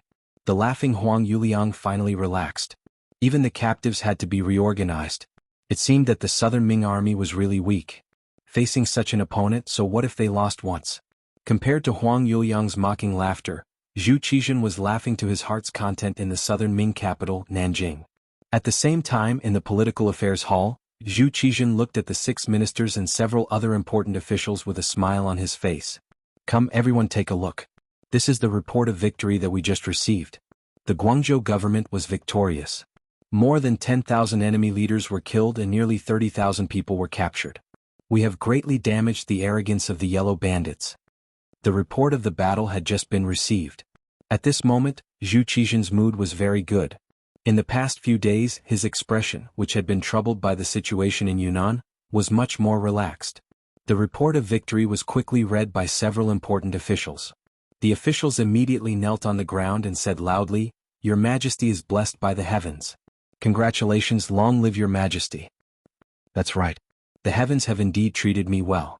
Beloved official Lu, immediately prepare to worship the heavens. I want to announce it to the world. Since ancient times, the imperial family liked to seek good luck. How could Zhu Qizhen let go of the opportunity to show off his wise and powerful status? Yes, your Majesty. Lu De stood in position and complied. However, he did not immediately go to work after answering. First, he had a thoughtful expression. Then, he raised his head and slowly said, "Your Majesty, this official does not understand military affairs. However, from reading, I know the principle of pursuing the enemy. Why is it that the Guangzhou government has clearly defeated the yellow bandits, but did not pursue the enemy?" Following Lu De's words, Zhu Qizhen, who was sitting on the dragon throne, had a serious expression on his face. This scene was clearly seen by the Minister of War, Kuang Yi. Immediately, he held his ceremonial tablet and walked out. Minister Lu, Minister Counselor Yan Ying has already reported back. He said that the Ming army and the mercenaries were already very tired. In addition, we did not have enough troops, so we did not pursue. On this point, this official agrees with this action. So it is like this. This official has worried too much. Seeing that Zhu Qizhen's expression had turned ugly, Lu De knew that he had achieved his goal. He knew when to stop and stood back. Your Majesty, Duke of Loyalty and Courage's command this time was successful. Guan Ying and the others cooperated well. This subject thinks that we should reward them and encourage them so that they can go all out and be driven by us. Kuang Yi had no intention of chasing after Lu De. Since he had already stood up, he naturally had to ask for credit for the soldiers on the front lines. This was also his duty as the Minister of War. When Kuang Yi mentioned the reward, Zhu Qizhen nodded. Issue an edict. Guan Ying will be conferred the title of Director of the Ministry of War. All other meritorious service personnel will be promoted by 1 rank and rewarded between 1,000 and 100 taels of silver. As for the Duke of Loyalty, his name is borrowed from Baiming. If you want to reward him, you need to inform them. Let's leave it to the Ministry of Rights. Yes. Lu De, who had just retreated, stood up again and respectfully answered. However, anyone could see that if this matter was left to this person to handle, it was unknown when a reply would come. It was even possible that there would never be a reply. Kuang Yi also wanted to say something on behalf of Yang Qindong. In the secret letter that Guan Ying had given him, it was clear that without the imperial envoy, it would have been difficult to win this battle. How could such a talent be neglected or offended? However, before he could say anything, Zhu Qizhen had already stood up and said, "You can all disperse. We are tired and need to rest for a while. If there are no important matters, do not disturb us." After saying this, he seemed to stare at Kuang Yi as if these words were only for him to hear. Speaking of which, Zhu Qizhen both loved and feared Yang Qindong. He loved him because this person was indeed talented and had once saved his life. It was not an exaggeration to say that he was his benefactor. He was afraid that it was because Yang Qindong was too powerful. In the Guangdong matter, the southern Ming army had always been at a disadvantage. However, he had won a great battle as soon as he arrived. This kind of result naturally made people happy, but at the same time, it made people worried. This person was so good at fighting to the outside world. If one day he had some thoughts that he should not have, then who could keep him in check? Since ancient times, what emperors liked to play with the most was the art of balance. Pulling one side to fight another, pulling the weak to fight the strong, to maintain the balance of the court. This way he, as the emperor, was even more important. However, looking at it now, Yang Qindong's power was probably unrivaled. This kind of person had to be used, but it had to be guarded. This time he did not reward the other party. Of course, to the outside world, it was because he was the official of the Baiming. There were some things that had to be considered when it came to him. The court dispersed. The important officials left the political affairs hall one by one. Only Kuang Yi was still standing there in a daze, as if he had lost his soul. Minister Feng. A voice sounded beside him, calling Kuang Yi's wandering soul back. When he turned his head and saw the person, he forced a smile. So it's Minister Wang. The person who came was Wang Zhua. He was also one of the 9 important officials that Yang Qindong saved during the Battle of Tumu. At this time, when he saw Kuang Yi's lifeless eyes, he had already guessed what the other party was thinking. He shook his head and persuaded, "Minister Feng, you don't need to think too much. We have been officials for many years, how can we not know the emperor's thoughts? Even that Duke of Loyalty and Courage should be very clear. Moreover, he shouldn't mind too much." "You won't mind?" Kuang Yi asked, not quite understanding. Why would he mind? For him, the Duke of Loyalty and Courage is already an extremely high honor. He is only 21 years old. In history there are very few people who can do this. As the saying goes, it's lonely at the top. Wang's lips moved slightly, speaking slowly. Then he cupped his fists and said, "The Duke of Loyalty and Courage is a smart person. This kind of person is very opinionated and will endure humiliation. Otherwise he would not have such achievements. Besides, since this is the emperor's intention, we as officials are powerless to change it. We only need to speak the truth. As for what kind of situation will occur, we can only wait and see." Wang's looked like he saw it very clearly. This was also because he was the Minister of Revenue. Originally he dealt with money. It could be said that he always calculated the accounts very clearly. Because of fear, Ying Zong found a reason not to reward Yang Qindong. This was originally the emperor's power. But he did forget one thing. That was, this time he was facing Yang Qindong. Was he such a good person? It was said that in Baiming, because the Minister of Justice, Yu Shiyue, offended him, he was overthrown. Even Dai Zong could not protect him. How could such a person not fight back after being schemed against? Just wait and see. If this goes on, Zhu Qizhen is likely to suffer the consequences of his own actions. Because Wang Zhua saw through everything, he knew that this was a battle between 2 tigers. Bystanders could not persuade, so he did not say anything. At this time he told Kuang Yi all of this. This oldest Minister of War quickly understood. He sighed and said, "Ai, this old man is old. I'm afraid I won't be able to serve the emperor for long. Yes, since you don't have enough energy, it's better to take a good rest. Wang Zhou chuckled. His hint was effective. Since he could not solve any problem by speaking, it was better to not say anything and just watch. The so-called old meant that his energy was limited. It meant that Kuang Yi would not say anything more on this matter. The two important officials spoke and then left the political affairs hall after everyone else. They were thinking about what kind of expression the front line would have after receiving the imperial edict. A few days later, it was the last day for the Ming army to rest. According to the plan, the army would leave the Guang province house the next morning and head toward Zhaoqing house, which was heavily guarded by the yellow bandits. Food and equipment were all prepared. With the cooperation of Administrator Lu Youfu, Commander Ma Wei and Guan Ying, all of the work was done. When the time came, the army would set off. Compared to the last time, the number of troops was much higher. For the Ming army, Ma Wei and Guan Ying led 4,000 soldiers. For the mercenaries, there were 4 companies of Lung Feng, 8 companies of support soldiers, 8 companies of support soldiers, and 2,000 temporary support soldiers. In total, there were 3,200 people. On the surface, it did not seem like a lot. It was about the size of a normal garrison. However, in reality, the morale of this army was very high. Especially their combat strength. Even if there were several times more troops, they would not be a match for them. On this point, Ma Wei and Guan Ying were very confident. They were looking forward to doing something new. It was also at this time that the eunuch who announced Emperor Yingzong's edict came.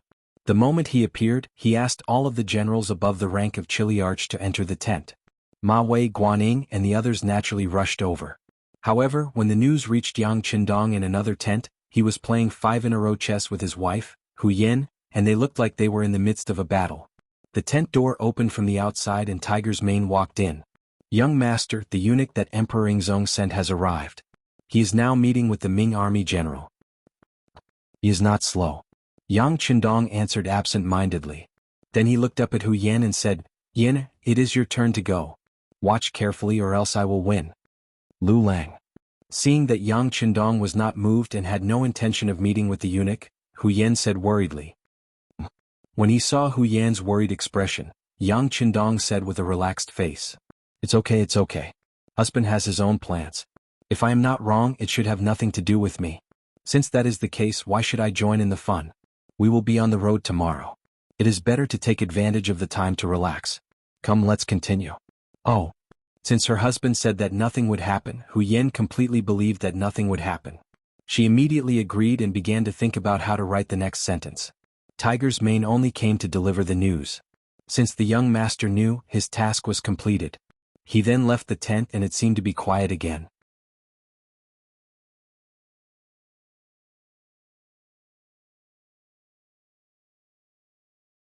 Chapter 380. In contrast, the large tent not far away was particularly lively. When the eunuch announced the emperor's decree, if everyone was not rewarded with silver taels, they were rewarded with military exploits, and they were promoted. Which one of them was not in high spirits? Even Ma Wei, because of his meritorious service, had offset the crime of losing his territory. General Ma, Dr. Guan, why don't I see the imperial envoy? The eunuch who was in charge of announcing the edict spoke with a hint of dissatisfaction when he did not see Yang Qindong appear after he had finished what he was supposed to say. The position of eunuchs in the Ming dynasty was not low. In history, many eunuchs with power came from this dynasty. To be able to become an edict-announcing eunuch, which one of them did not have the trust of the emperor? Outside officials did not dare to offend such a person. As for his question, the two of them had to answer. After they looked at each other with great tacit understanding, Guan Ying took the initiative to stand out and say, replying to eunuch, the Duke of Loyalty is not in the camp. He must have gone out to patrol. You also know that as the commander of the army, it is normal to have more worries. Oh, that is a pity. I wanted to admire the Duke of Loyalty's elegance. Since this is not a coincidence, we will meet again if we have the chance. The edict announcing eunuch's face was filled with disappointment. He did not know that his words, in the eyes of Ma Wei and Guan Ying, were no different from missing out on life and death. Thinking back to the time when Yang Qindong killed Jiao Ping and punished Han Qing, how swift was that? It also showed that this person was not to be trifled with. This time he rewarded everyone but did not mention Yang Qindong. With his temper, who knew what he would do? At this time, this eunuch was still thinking of going to see the imperial envoy. If he did not do well, he might be kicked out in a fit of anger. If that was not a brush with death, what was it? After the edict announcing eunuch received some benefits and silver from Ma Wei, Guanyin and the others, he left with a smile on his face. The two generals were left with bitter expressions on their faces. In the battle outside of Guangzhou Prefecture City, the two of them should be very clear about who should have the greatest merit. However, this time the emperor had given out rewards other than the greatest merit. In this way, wouldn't they feel ashamed to accept it? Of course, the most important thing was that they were leaving for Wuzhou tomorrow. At this moment, would the imperial envoy be angry? Would the plan change? The two of them really wanted to go to Yang Qindong's tent to find out what was going on, but they were also worried that if they really went there, they would run into bad luck. In the end, they came up with a solution, which was to use the excuse that the rich gentry in the Guangzhou government wanted to hold a farewell party for the army to test Yang Qindong's agreement. With the decision made, the two of them entered the city and found the Guangdong provincial commissioner, Lu Youfu, and briefly explained the situation. "Lord Lu, I'll have to trouble you with this matter. After all, you are the Guangdong provincial commissioner. This time, the emperor only rewarded military generals and not civil officials. It looks like it has nothing to do with you. Presumably, if you go now, even if the imperial envoy is a bit angry, he won't come for you." Ma Wei said with a forced smile. "Yes, from what I see, Lord Lu is indeed the most suitable person. After all, the rich gentry wants to hold a farewell party for the army. This is the matter of the local officials." Guanyin added on. At this moment, Lu Youfu knew that he had been sold. However, when he thought about how this battle was for the peace of Guangdong, only after it was done well could his position as the provincial commissioner be considered legitimate. Even if it was for himself, he had to do something. "All right, I'll go take a look. However, remember, you owe me a good meal of wine." Of course, this was a joke. With Lu Youfu saying this, Ma Wei and Guanyin nodded their heads in agreement. Then they watched Lord Lu enter the imperial envoy's tent. He went in quickly and came back even faster. When Lu Youfu came out, he shook his head as he walked. This scene fell into the eyes of Ma Wei and Guanyin and could be said to be endlessly worried. When he came closer, the two of them went up and asked, "How is Lord Lu? Did the imperial envoy change the plan?" The plan hasn't changed. The imperial envoy said that everything is as usual." Lu Youfu shook his head and said the result. Hearing that there were no changes, Ma Wei and Guanyin's faces relaxed. However, they then asked in confusion, "Lu Daio, if everything is as usual, why did you act like that just now? What is the meaning of this?" "It's just that when I saw the imperial envoy's expression was as usual and his reply was also quick, I thought that the reward this time was indeed a bit unfair," Lu Youfu said with a sigh. When he saw Yang Qindong just now, the other party was still the same as before, as if the eunuch who announced the decree had never appeared.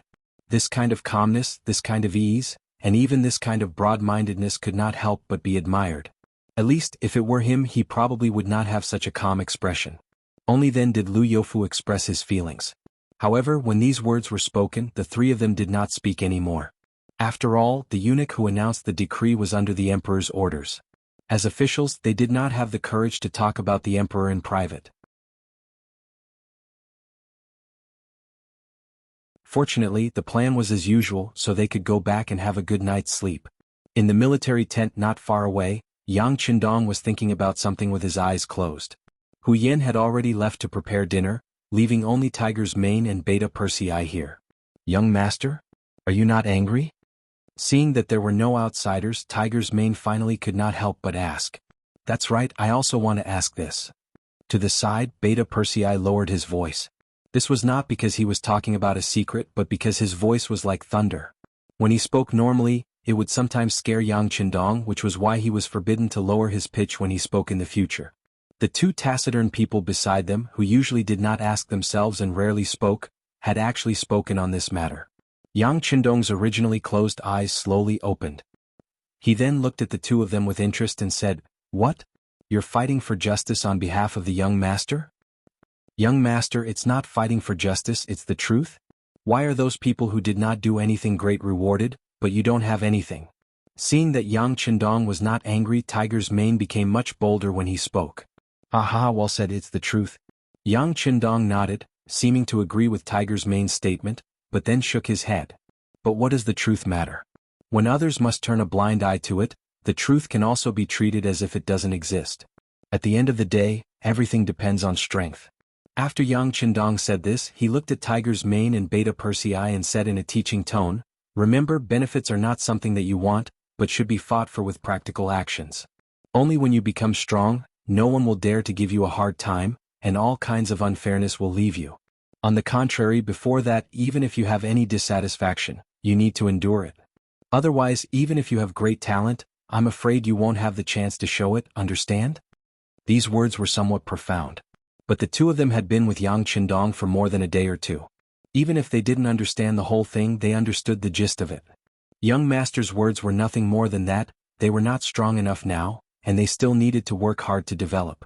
Only when they developed and became stronger, such unfair things would not happen again. "Yes, young master, we understand. We will work harder in the future." Tiger's mane and Beta Persei both said with a solemn expression. "Very good." Seeing that the other party understood what he meant, Yang Qindong first smiled, then closed his mouth again. He was thinking about the problem of how Yangxia's population could grow rapidly. In the end, the development of Yangxia was still too short, and the foundation was too weak. For example, the problem of population alone was enough to stop all of his development paths.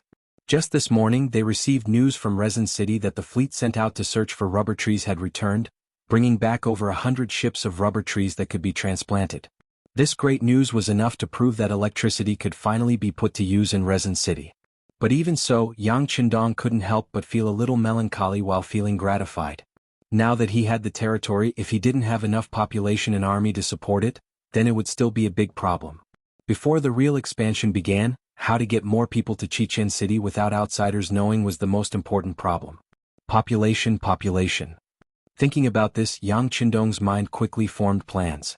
The next morning, more than 7,000 allied troops set off from Guangzhou. Their target was Zhaoqing. As the Guangdong political envoy, Liu Youfu did not follow them. Instead, he sent the army off at the city gates. He was looking forward to this army thoroughly defeating or even eliminating the Huang bandit army, allowing him to become the true Guangdong political envoy. The moment the army moved out, the scouts sent by the Huang bandits spread the news and headed straight for Zhaoqing Prefecture, which was several hundred li away. Huang Yuliang, who was in Zhaoqing, had already listened to Zhu Fangyong's suggestion and retreated to Wuzhou. At this moment there were about 40,000 troops gathered in Wuzhou. Most of them were defeated soldiers outside of Guangzhou. After these days, the people who had fled from the defeat had all returned to Wuzhou. They wanted to make a comeback. Or it could be said that they didn't have much of a choice. The surrounding cities were all destroyed when they rebelled. With no one to plant the fertile land, how could they reap any harvest in autumn? Without food, surviving would be a problem. At least when they came to the Wuzhou prefecture, they would have food to eat. Although it was not a war and they only had 2 meals of porridge a day, as long as they did not starve to death and fainted, there was still hope, right?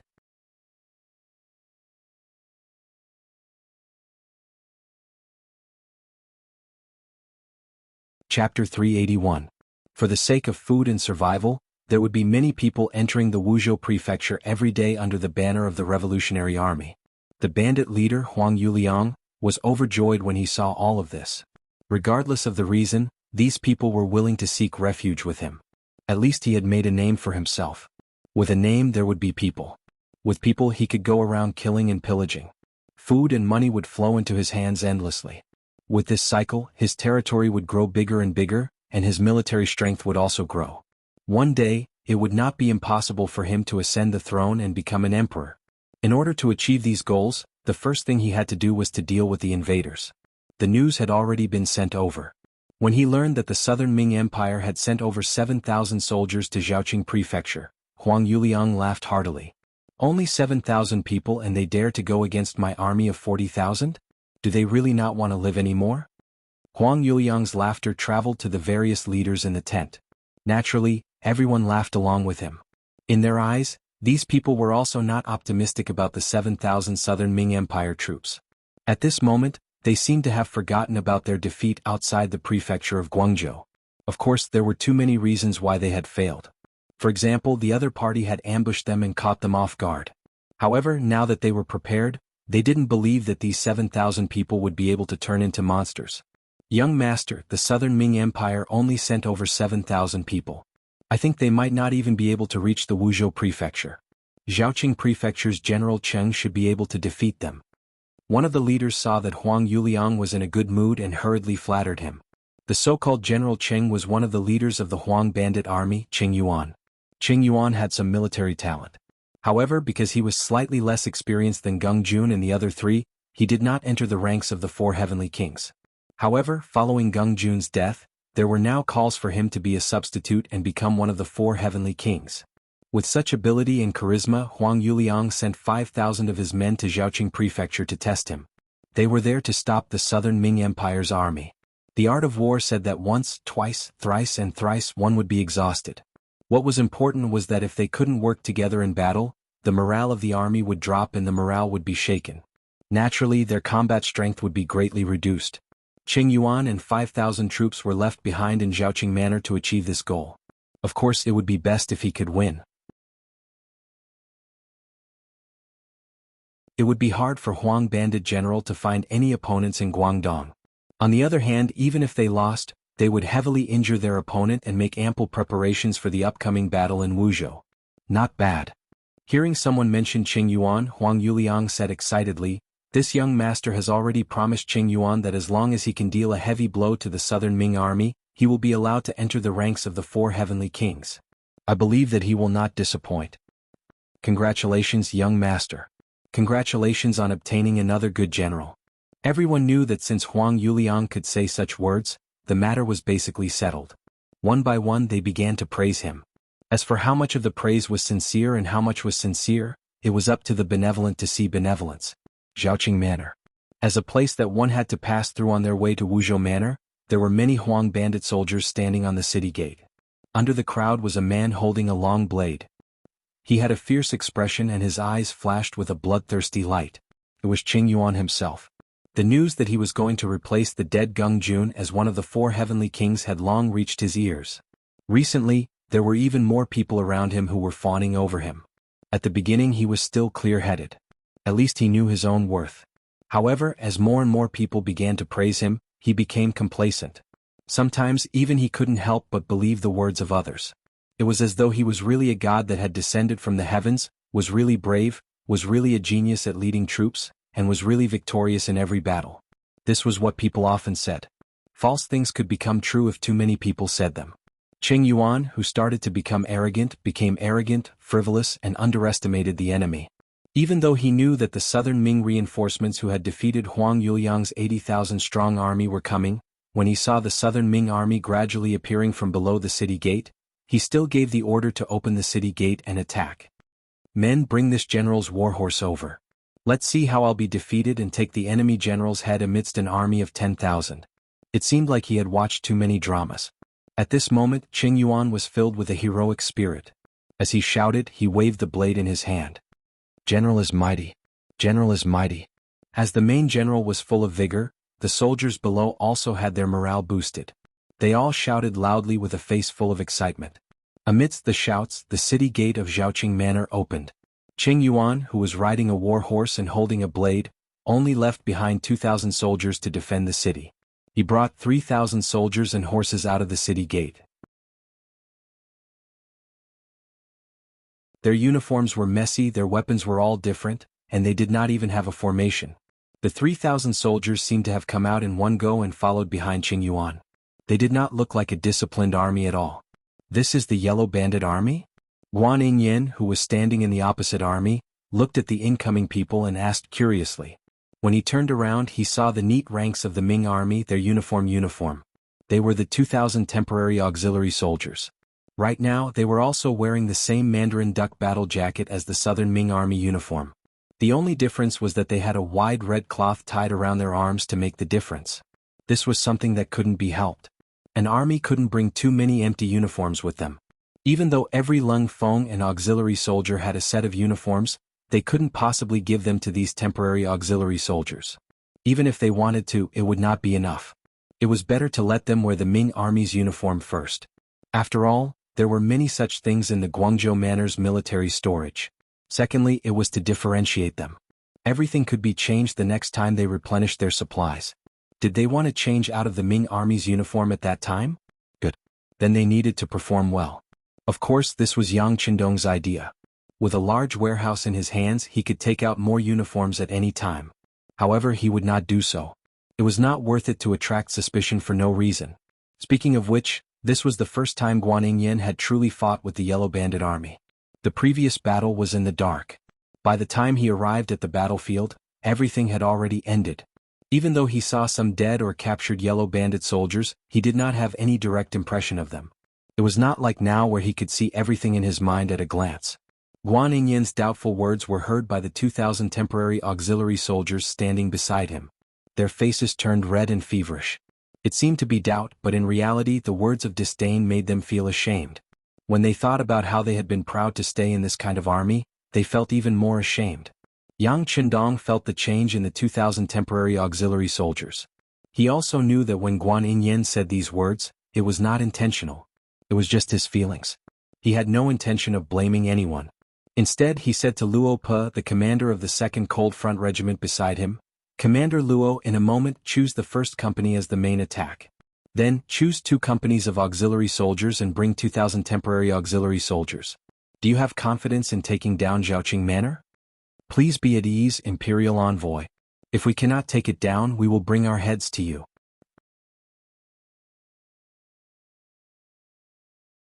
Luo Pe, who had been instructed earlier, changed his title to Yang Qindong. Amidst a wave of impassioned words, he gave a standard military salute and turned to pick out the generals. "Imperial Envoy, do we not need to send troops? Isn't it a little too little to send only 2,000 people?" Ma Wei, who knew the mercenary army's military structure, rode forward and carefully probed. "Yes, why don't we also send 2,000 people to help?" Guan Yingyan nodded. It was obvious that he agreed with Ma Wei's words. "There's no need." Yang Qindong shook his head resolutely and did not say anything else. He only looked at Zhaoqing Manor with a half-smile. No one knew what he was thinking. Luo Pe turned around and returned to the camp to pick out the generals. When they found out that they could only bring 1 company of Cold Front Regiment and 2 companies of auxiliary soldiers, a total of 4 company commanders of Cold Front Regiment and 8 company commanders of auxiliary soldiers instantly burst into an uproar. According to them, no matter how many companies were chosen to participate in the battle, they would definitely have a share. There were only 3 places, but the 12 company commanders all wanted to fight for it. Perhaps they also understood that there were not many opportunities to perform, or perhaps they were very confident in the soldiers they led. But no matter what, only a quarter of them could go to the battlefield. The majority of them did not have such an opportunity. If they did not fight for it, they would have even less of a chance. Obey orders. Seeing that the 12 company commanders had surrounded him, Luo Pe glared and a murderous aura exuded from his body, causing those company commanders who wanted to say something to immediately shut their mouths. Obeying orders and orders was the first lesson that every soldier had to learn after becoming an auxiliary soldier. It was also something that every soldier of the Yang family army had to do. Now that Luo Pe mentioned it, the reminder was very obvious. It was also a sign that he was about to get angry. Luo Pe only said 4 words and everyone quieted down. This made him very satisfied. He then turned his gaze to the auxiliary regiment commander Lu Zhua and said, "Regiment Commander Lu, you can decide which 2 companies of auxiliary soldiers to send."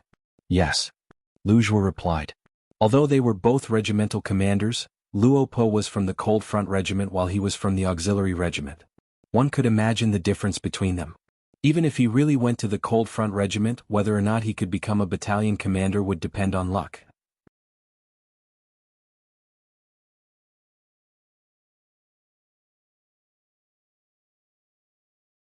Chapter 382.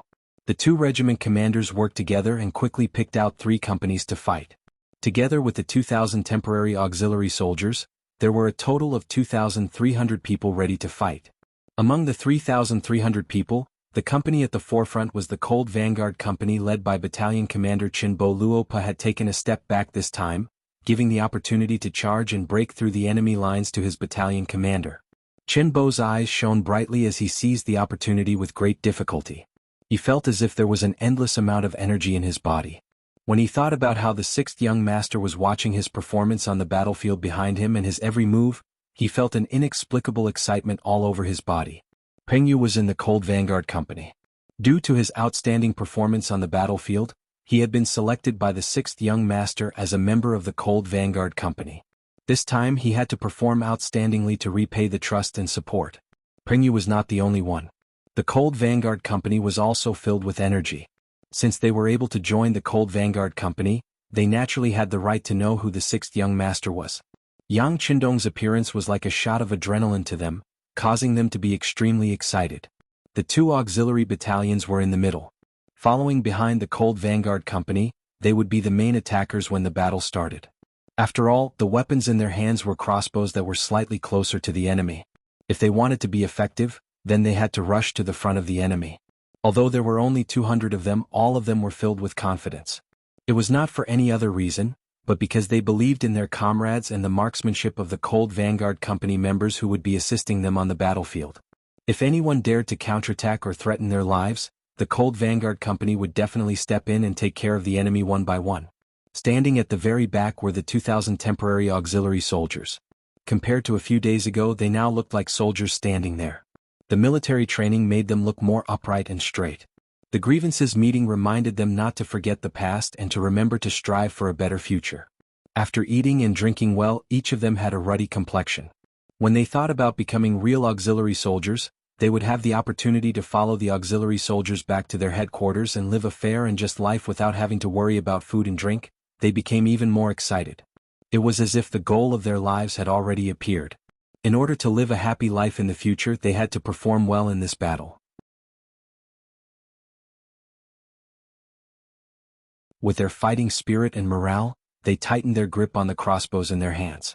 Although the crossbows in their hands couldn't be compared to the auxiliary soldiers, regardless of whether it was shooting distance or accuracy, they were still much better than the rusty knives, hoes, and wooden sticks they used in the Huang bandit army. With such excellent weapons, they would definitely win this battle. The 2,300 soldiers all had their own ideas, but they were all thinking about how to fight this battle well and how to perform even more bravely. Behind them were the 900 Lung Feng and auxiliary soldiers. They stood motionless on the spot, like soldiers who had died many years ago in the Terracotta Army. There was no expression on their faces. They were waiting for an order to come out and take care of any opponents or enemies who wanted to threaten their safety. The 4,000 Ming soldiers stood on the right side of the formation. They craned their necks and waited to see the changes on the battlefield. Ma Wei and Guan Ying widened their eyes, as if they did not want to miss a single moment. They wanted to see how these mercenaries would perform. Behind these people were Yang Qindong's family. They sat in a few carriages. Tai Qingyi led a group of female soldiers to protect them. At the same time, there was a squad of Lung Feng who looked around vigilantly to prevent any suspicious people from approaching. In the carriages, the curtains of the 3 carriages were lifted.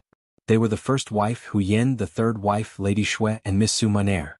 Even though Yang Qindong had said that there would be no mercy on the battlefield and that the scene would be a little terrifying, the 3 of them could not help but look at the battlefield out of curiosity. This was especially so for Su Maner. She knew very well what her mission was. She also knew what would happen to her once she completed her mission. Right now, she wanted to see if the person she was scheming against was worth it for her to complete her mission at the cost of her life. She wanted to see if it was worth it for her to be buried with him. Coincidentally, when Su Maner's gaze landed on Yang Qindong, the man who had changed into a set of capable camouflage clothes, raised his right hand.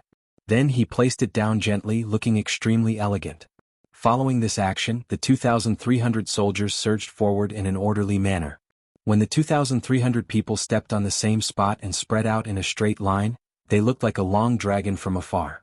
It gave off an awe-inspiring feeling. Any object would be very spectacular and beautiful when they were in an orderly manner. It was just like the wild geese in the sky. When they were about to return, regardless of whether they were in a straight line or in a straight line, they would give off a spectacular sight, let alone a formation formed by 2,300 soldiers. Hiss. General Ma Wei, who saw this scene, gasped.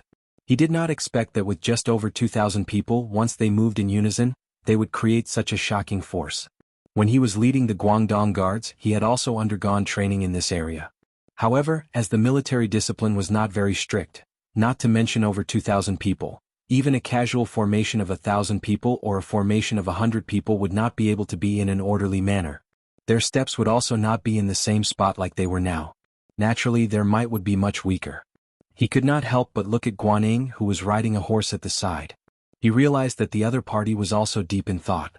This official from the Ministry of War, who had just been promoted to a 5th-rank official, was also shocked by the scene in front of him. As someone in the Ministry of War, His vision was not like Ma Wei's, who only focused on one city in Guangdong. What he was thinking about was whether this uniform formation could be used in all of the southern Ming Empire's armies. If it was possible, would their fighting strength increase?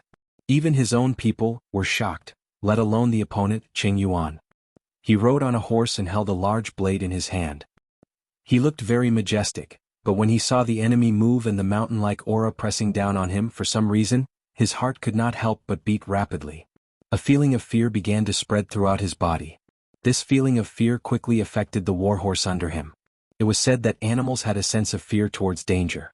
At this time, it also seemed to have sensed the endless danger. It began to snort and its body was also twisting, as if it wanted to escape and did not want to face this terrifying pressure.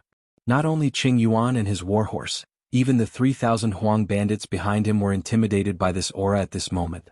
Some of the more timid ones even began to walk unsteadily. From the looks of it, it was clear that they wanted to return to the city. It was as if with the city wall, they would be able to ensure their safety. Qing Yuan also wanted to return, but when he thought about how he was going to enter the 4 heavenly kings, if he did not do anything and was scared back into the city by the enemy's aura, once this matter spread out, how would he have the face to see others? He was afraid that from now on, no one would look up to him anymore. Whether it was for his own dignity or for his future glory, he had no reason to retreat. Furthermore, who said that if the formation was orderly, their fighting strength would be strong? Could it be that the embroidered pillow was useless? Perhaps with a single charge he would be able to mess up the formation. After all, on the battlefield, one's methods were more powerful than one's formation. Steeling his resolve to fight, Qing Yuan raised the long saber in his hand high and shouted, "Everyone listen to my orders. Follow me and kill our way over. If we win this battle, everyone will return to the city to drink, eat, and play. Women kill. Men die for wealth, birds die for food." A beautiful future was right in front of them. In addition, Qing Yuan took the lead and charged out. The 3,000 yellow bandits behind him also relied on their morale to shout and charge out. As Qing Yuan led his troops out, the distance between the two sides quickly closed. However, one side was like a tidal wave, while the other side was like a towering boulder. It was as if no one could shake it. Visually, it gave off such a feeling. At the very least, if they really clashed, the victor would depend on whether the tidal wave was stronger or the boulder was sturdier. Charge, charge. The yellow bandits' running speed was not slow. Especially when Qing Yuan personally led his troops to charge at the front, the people behind him seemed to have eaten a bear's heart and leopard's guts, gaining more courage and strength. In the past, when they faced the southern Ming army, they charged like this. In their view, as long as the main general was brave and the soldiers under him fought with their lives, with the advantage of numbers, this battle could still be fought and they could still win. The sounds of killing could already be heard clearly. The distance between the two sides was less than 500 meters. Facing the chaotic roars, Battalion Commander Qin Bo, who was walking at the front, had a firm expression. He was not affected by the changes in the other side and continued to take powerful steps forward. The front army did not move, so the auxiliary soldiers and temporary auxiliary soldiers at the back naturally did not change. Even though a grave expression appeared in the eyes of some people, the formation was still orderly and there was not the slightest hint of chaos. The distance between the two sides was only 300 meters. According to the Ming Dynasty's ratio of 1 foot to the present day, it was only 300 meters. The shooting range of the U-5 rifle was 45 degrees. After flying for about 4,000 meters, it began to fall.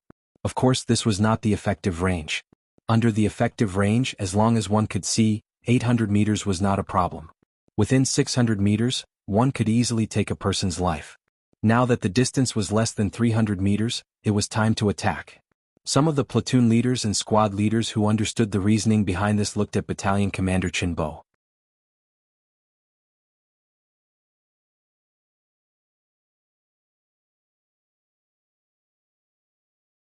Chapter 383. How could Qin Bo not know that they could shoot now? However, this time he only had a company of cold vanguards.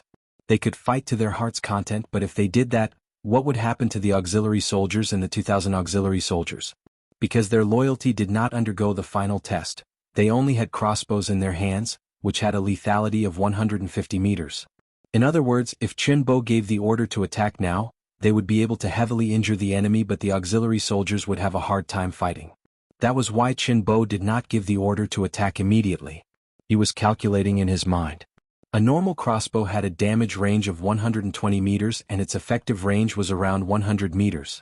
As long as he could control the range of the crossbow beyond 120 meters, he would still have the initiative. That way more auxiliary soldiers would have a chance to perform. After some calculations, the distance between the two sides increased from 300 meters to 200 meters, then 180 meters, 170 meters. More cold vanguards started to look at the battalion commander Chin Bo, waiting for him to give the order to shoot. This was something that only the elite cold vanguards could do. Without orders from their superiors, even if the enemy was right in front of them, they could not simply shoot. Otherwise, they would be severely punished by military law. 150 meters was within the range of the auxiliary soldiers' crossbows. Chin Bo waved his right hand and the 100 cold vanguards stopped in their tracks. Release the safety and prepare to fire. Auxiliary soldiers, continue forward. Once the gunshot is heard, attack immediately. Don't give the enemy a chance to react. Finally, the order to attack was given. The 100 cold vanguards pulled the safety of their 95 shots in unison. The sound of the guns being fired was crisp and pleasing to the ear. While they were doing that, the 200 auxiliary soldiers and 2,000 auxiliary soldiers rushed out from their sides like carps crossing the river. They charged straight at the Huang bandit army.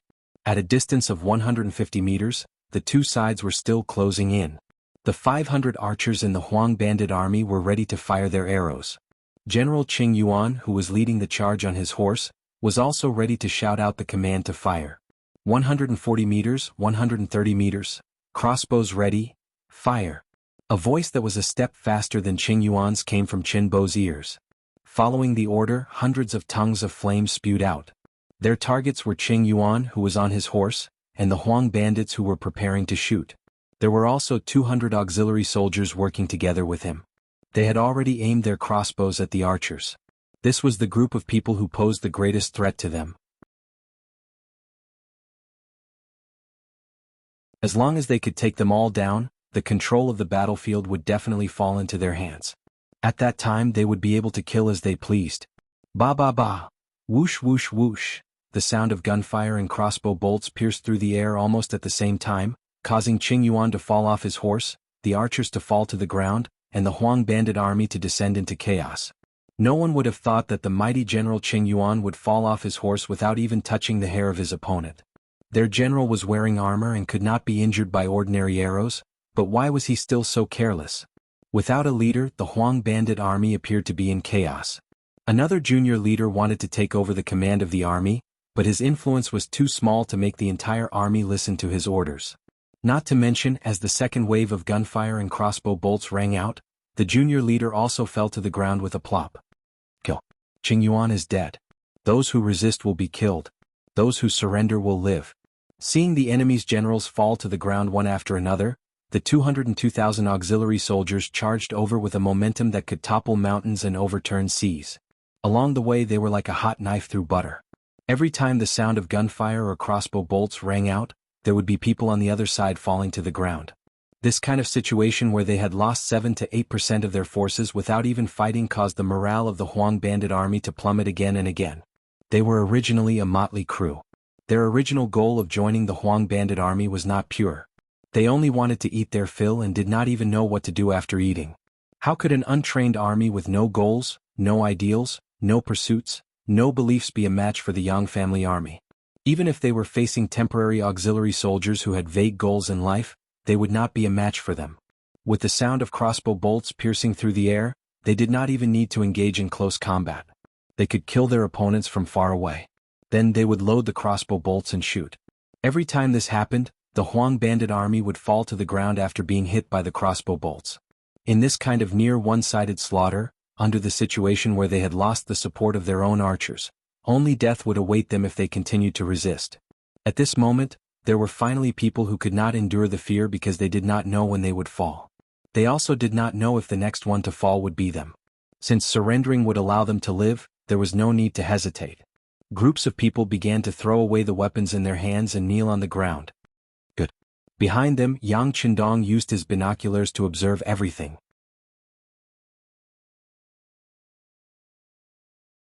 Seeing that Qing Yuan had fallen from his horse and the Huang bandit army was in chaos, he waved his hand and said to Luo Pe, "You can attack the city now. Go." "Yes."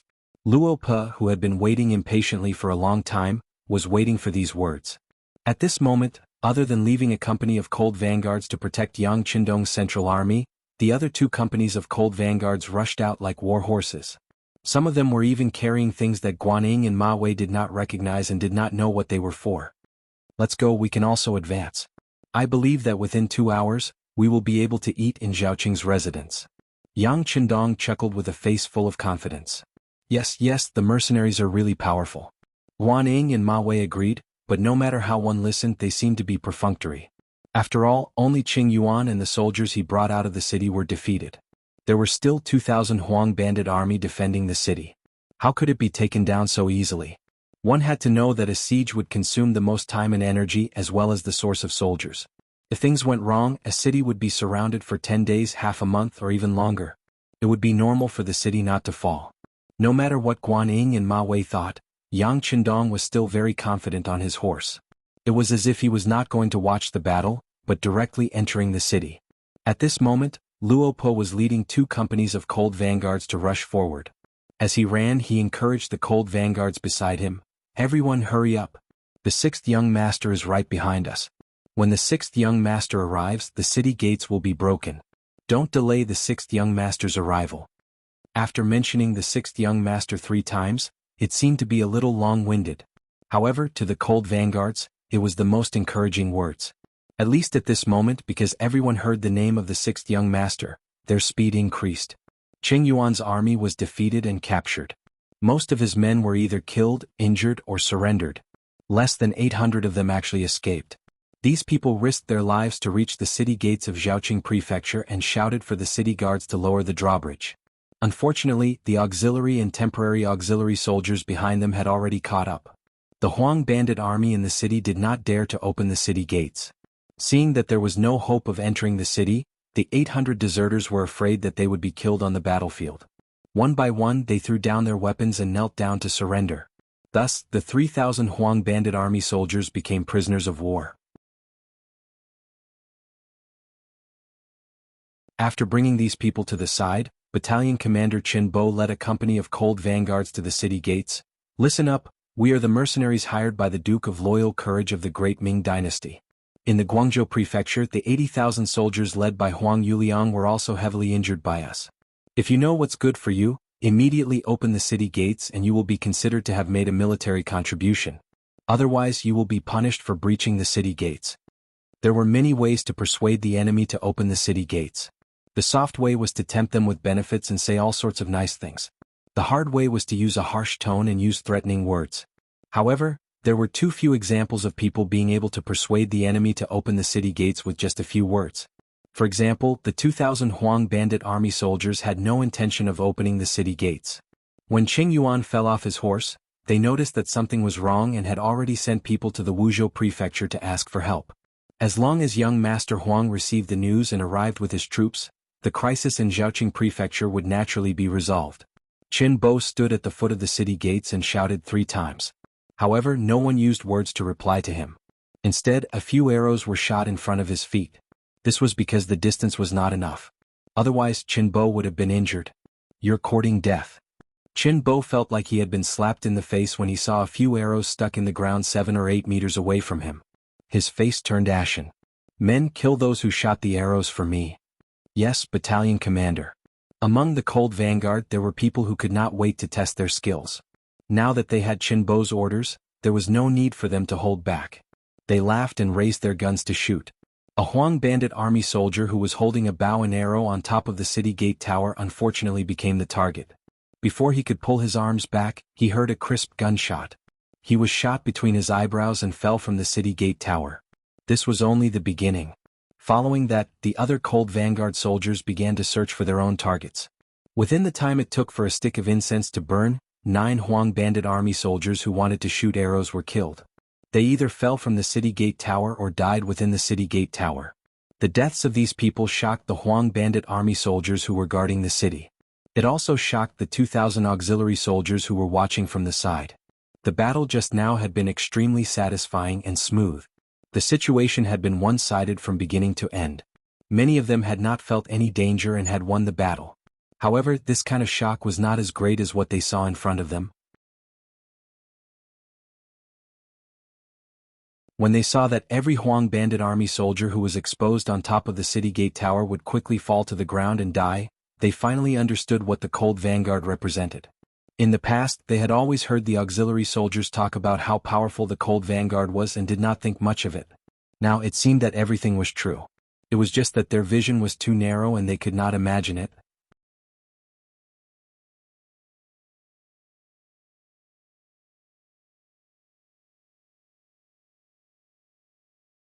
Chapter 384. Ba Daojiang was also among the auxiliary soldiers. The scene in front of him shocked him as well. As a martial artist with decent martial arts skills, he used to be very conceited. In a one-on-one fight, there were very few people who could convince him. But now, after witnessing such accurate and miraculous marksmanship, he knew that those so-called martial arts experts, when faced with such an accurate gun that could easily take a person's life from several hundred feet away, most likely would not have the slightest bit of advantage and could only be slaughtered by others. No, I have such good stuff too. As long as I am willing to put in the effort to train, I will also become a sharpshooter like this. Ba Daojiang set a goal for himself in his heart. Not only him but many of the auxiliary soldiers also had the same idea. At this moment, they were more eager than ever to join the mercenary army. If in the past they only wanted to fill their stomachs, now they had a higher goal.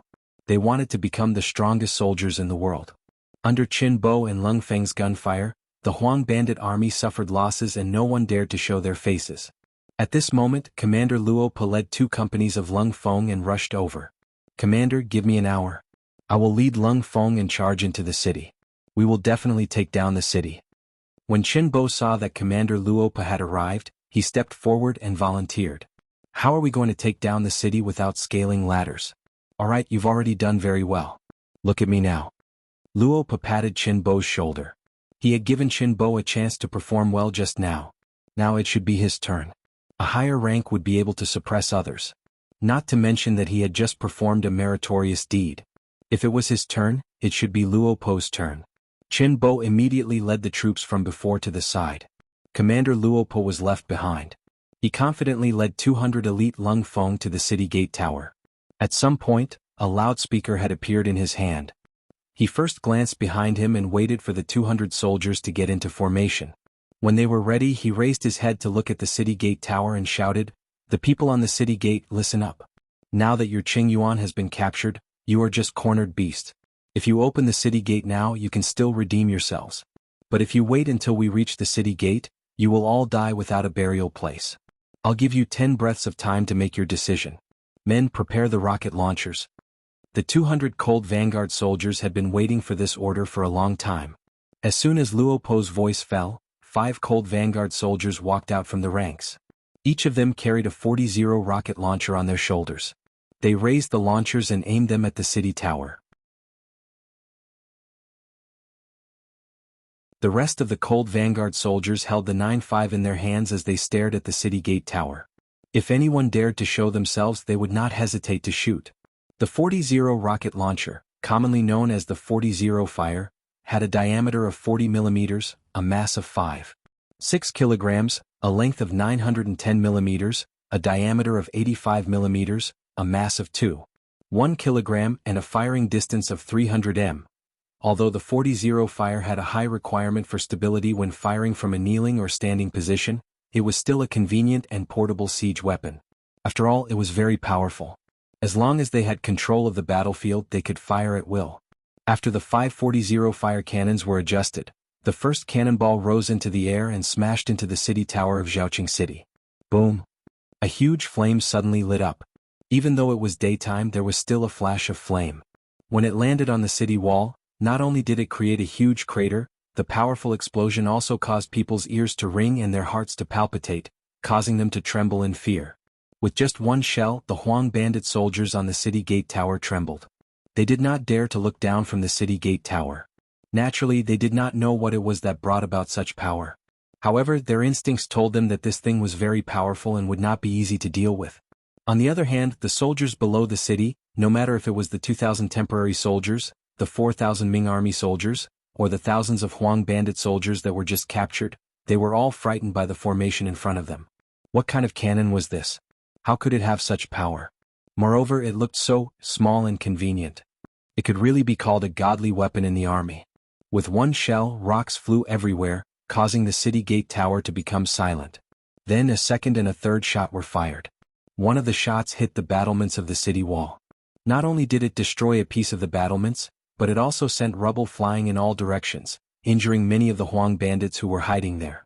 Still not surrendering? You only have 4 breaths of time. Luo Po looked at the results of the 40-0 fire and his eyes were filled with confidence. He dropped his hand and another rocket launcher flew onto the city wall, causing a piece of the city wall to fly away. We surrender. Don't fight anymore. We surrender. With just 4 cannonballs, the morale of the Huang bandit army on the city wall was completely crushed. They did not dare to show their faces and could not fight back. They could only wait for their deaths. This battle was very cowardly. Rather than waiting for their deaths, it was better to surrender. That way they would be able to save their lives. As for whether young Master Huang would punish them after they lost Jiaoqing Manor, he should go find General Qing Yuan and not these normal soldiers. With the sudden appearance of the 40-0 fire, Jiaoqing Manor gave up. Even the city gate was not affected. By the time Yang Qindong, Guan Ying and General Ma Wei arrived, the city gate was already wide open. Leng Feng and the other soldiers had already entered to maintain order and capture the captives. Outside the city gate, there were only 4,000 Ming army soldiers, 100 auxiliary soldiers, and 400 temporary soldiers guarding the captives. When Ma Wei arrived and saw that none of his subordinates had entered the city, he couldn't help but ask angrily, "Why didn't you all enter the city? Why are you all guarding outside?" "General, they didn't let us in. They said that they wanted to organize the military resources in the city before letting us in." A Chiliarch ran in front of Ma Wei and said with an aggrieved expression, "That's right. I'm sure General Ma knows that His Majesty did not give the mercenaries any military funds. He allowed us to take what we want first when we occupy a piece of land. General Guaning knows about this." Yang Qindong saw this scene and said with a smile. On the side, when Guaning heard Yang Qindong mention his name, he could only say with a bitter expression, "Yes, His Majesty did allow this." Seeing that Guaning and Ma Wei were unhappy, Yang Qindong knew that this was caused by the imbalance in their hearts. He immediately said, "Forget it. Let the mercenaries pick first. As for the military merits, they can all go to you. That bandit leader Qing Yuan can also be given to you. At least how you write the battle report is up to you. Write it as beautifully as possible. Even if all the military merits are given to you, I don't care. What do you think?" Yang Qindong made a concession. Only then did Guan Ying and Ma Wei's faces show some joy. If there were no military merits and no loot, then there really was no point in coming. Fortunately, they could still get some benefits. They didn't have to spend much effort or risk their lives. This was a pretty good result. After thinking this through, the two of them cupped their fists and bowed to Yang Qindong to express their gratitude. Yang Qindong made a concession and had Guan Ying draft the battle report for him to look over. Most of it recorded how brave and good the Ming army was in battle. Regarding this, the imperial envoy did not have any objections. Guan Ying and Ma Wei sent the battle report to Jingdo with the fastest speed of 800 li. A few days later, there were fast horses entering the city from Jingdo. Along the way, they shouted the Guangdong victory report and headed straight for the royal palace. When the common people passing by saw this scene, not a single one of them was not excited and encouraged. They sighed in their hearts that Yingzong was indeed the legitimate emperor. He had won battle after battle. It looked like the chaos in the south would be resolved soon. In the royal palace, Zhu Qizhen saw the battle report. Seeing that they had used less than half a day to take back Jiaoqing Manor and had killed and captured nearly 10,000 enemies, he was immediately overjoyed. He gave Guan Ying and Ma Wei, who had performed meritorious service, a reward and encouraged them to continue to work hard to completely destroy the yellow bandits as soon as possible. From beginning to end, Zhu Qizhen still did not mention Yang Qindong. It was as if this person did not even exist. It was as if the victory at the front had nothing to do with this Duke of Loyalty and the imperial envoy. In reality, everyone had a balance in their hearts. This victory had a lot to do with the Duke of Loyalty and courage. If not, why did they always retreat in defeat before? Could they really achieve victory after victory now? However, the emperor's heart was fickle. If he did not mention Yang Qindong's meritorious service, who would dare to? There were even some people who thought that once the yellow bandits were destroyed, Would it be time to burn the bridge after crossing the river? This kind of thing had happened countless times in the history of the dynasties, where the bow was put away after the birds had flown away. Jingdo Xingzong had won the battle and was naturally very happy. Master Huang Yuliang of Wuzhou had an ugly expression after losing Zhaoqing Manor. Thinking back to when he had led a large number of soldiers to surround and attack Zhaoqing Manor, it had taken over a dozen days. Afterwards, it was only because Zhaoqing's general, Jia Ping, was greedy for life and took the initiative to abandon the city. This gave him the opportunity to enter the city and take over the city. But now, the South Ming army had taken over the city in half a day. In comparison, didn't it seem that he was too incompetent? What do we do? What do we do? In the manor's main hall, Huang Yuliang summoned a group of leaders and asked the people below him. When things were going smoothly, these leaders would all lead the soldiers in battle and display a brave and fearless appearance. But after suffering successive defeats, when he asked who would counterattack Zhaoqing Manor, not a single person answered. It was clear that these people were all frightened and were afraid from the bottom of their hearts. Sitting high up, Huang Yuliang asked a few questions in succession. What do we do? The people below still did not answer. In a flustered and exasperated state, he wanted to call out a general. It was at this time that Zhu Fangyong, one of his trusted aides, stood out. Young master, I have something to say. You're tuning in to the Han Li's Wuxia Chronicles YouTube channel. We're so grateful for your support, and don't forget to subscribe to join us on this incredible journey through captivating stories. Your generosity through donations truly makes a world of difference, as it's the primary source of revenue that allows me to expand and enhance this channel for you. Thank you from the bottom of my heart for being a part of this adventure.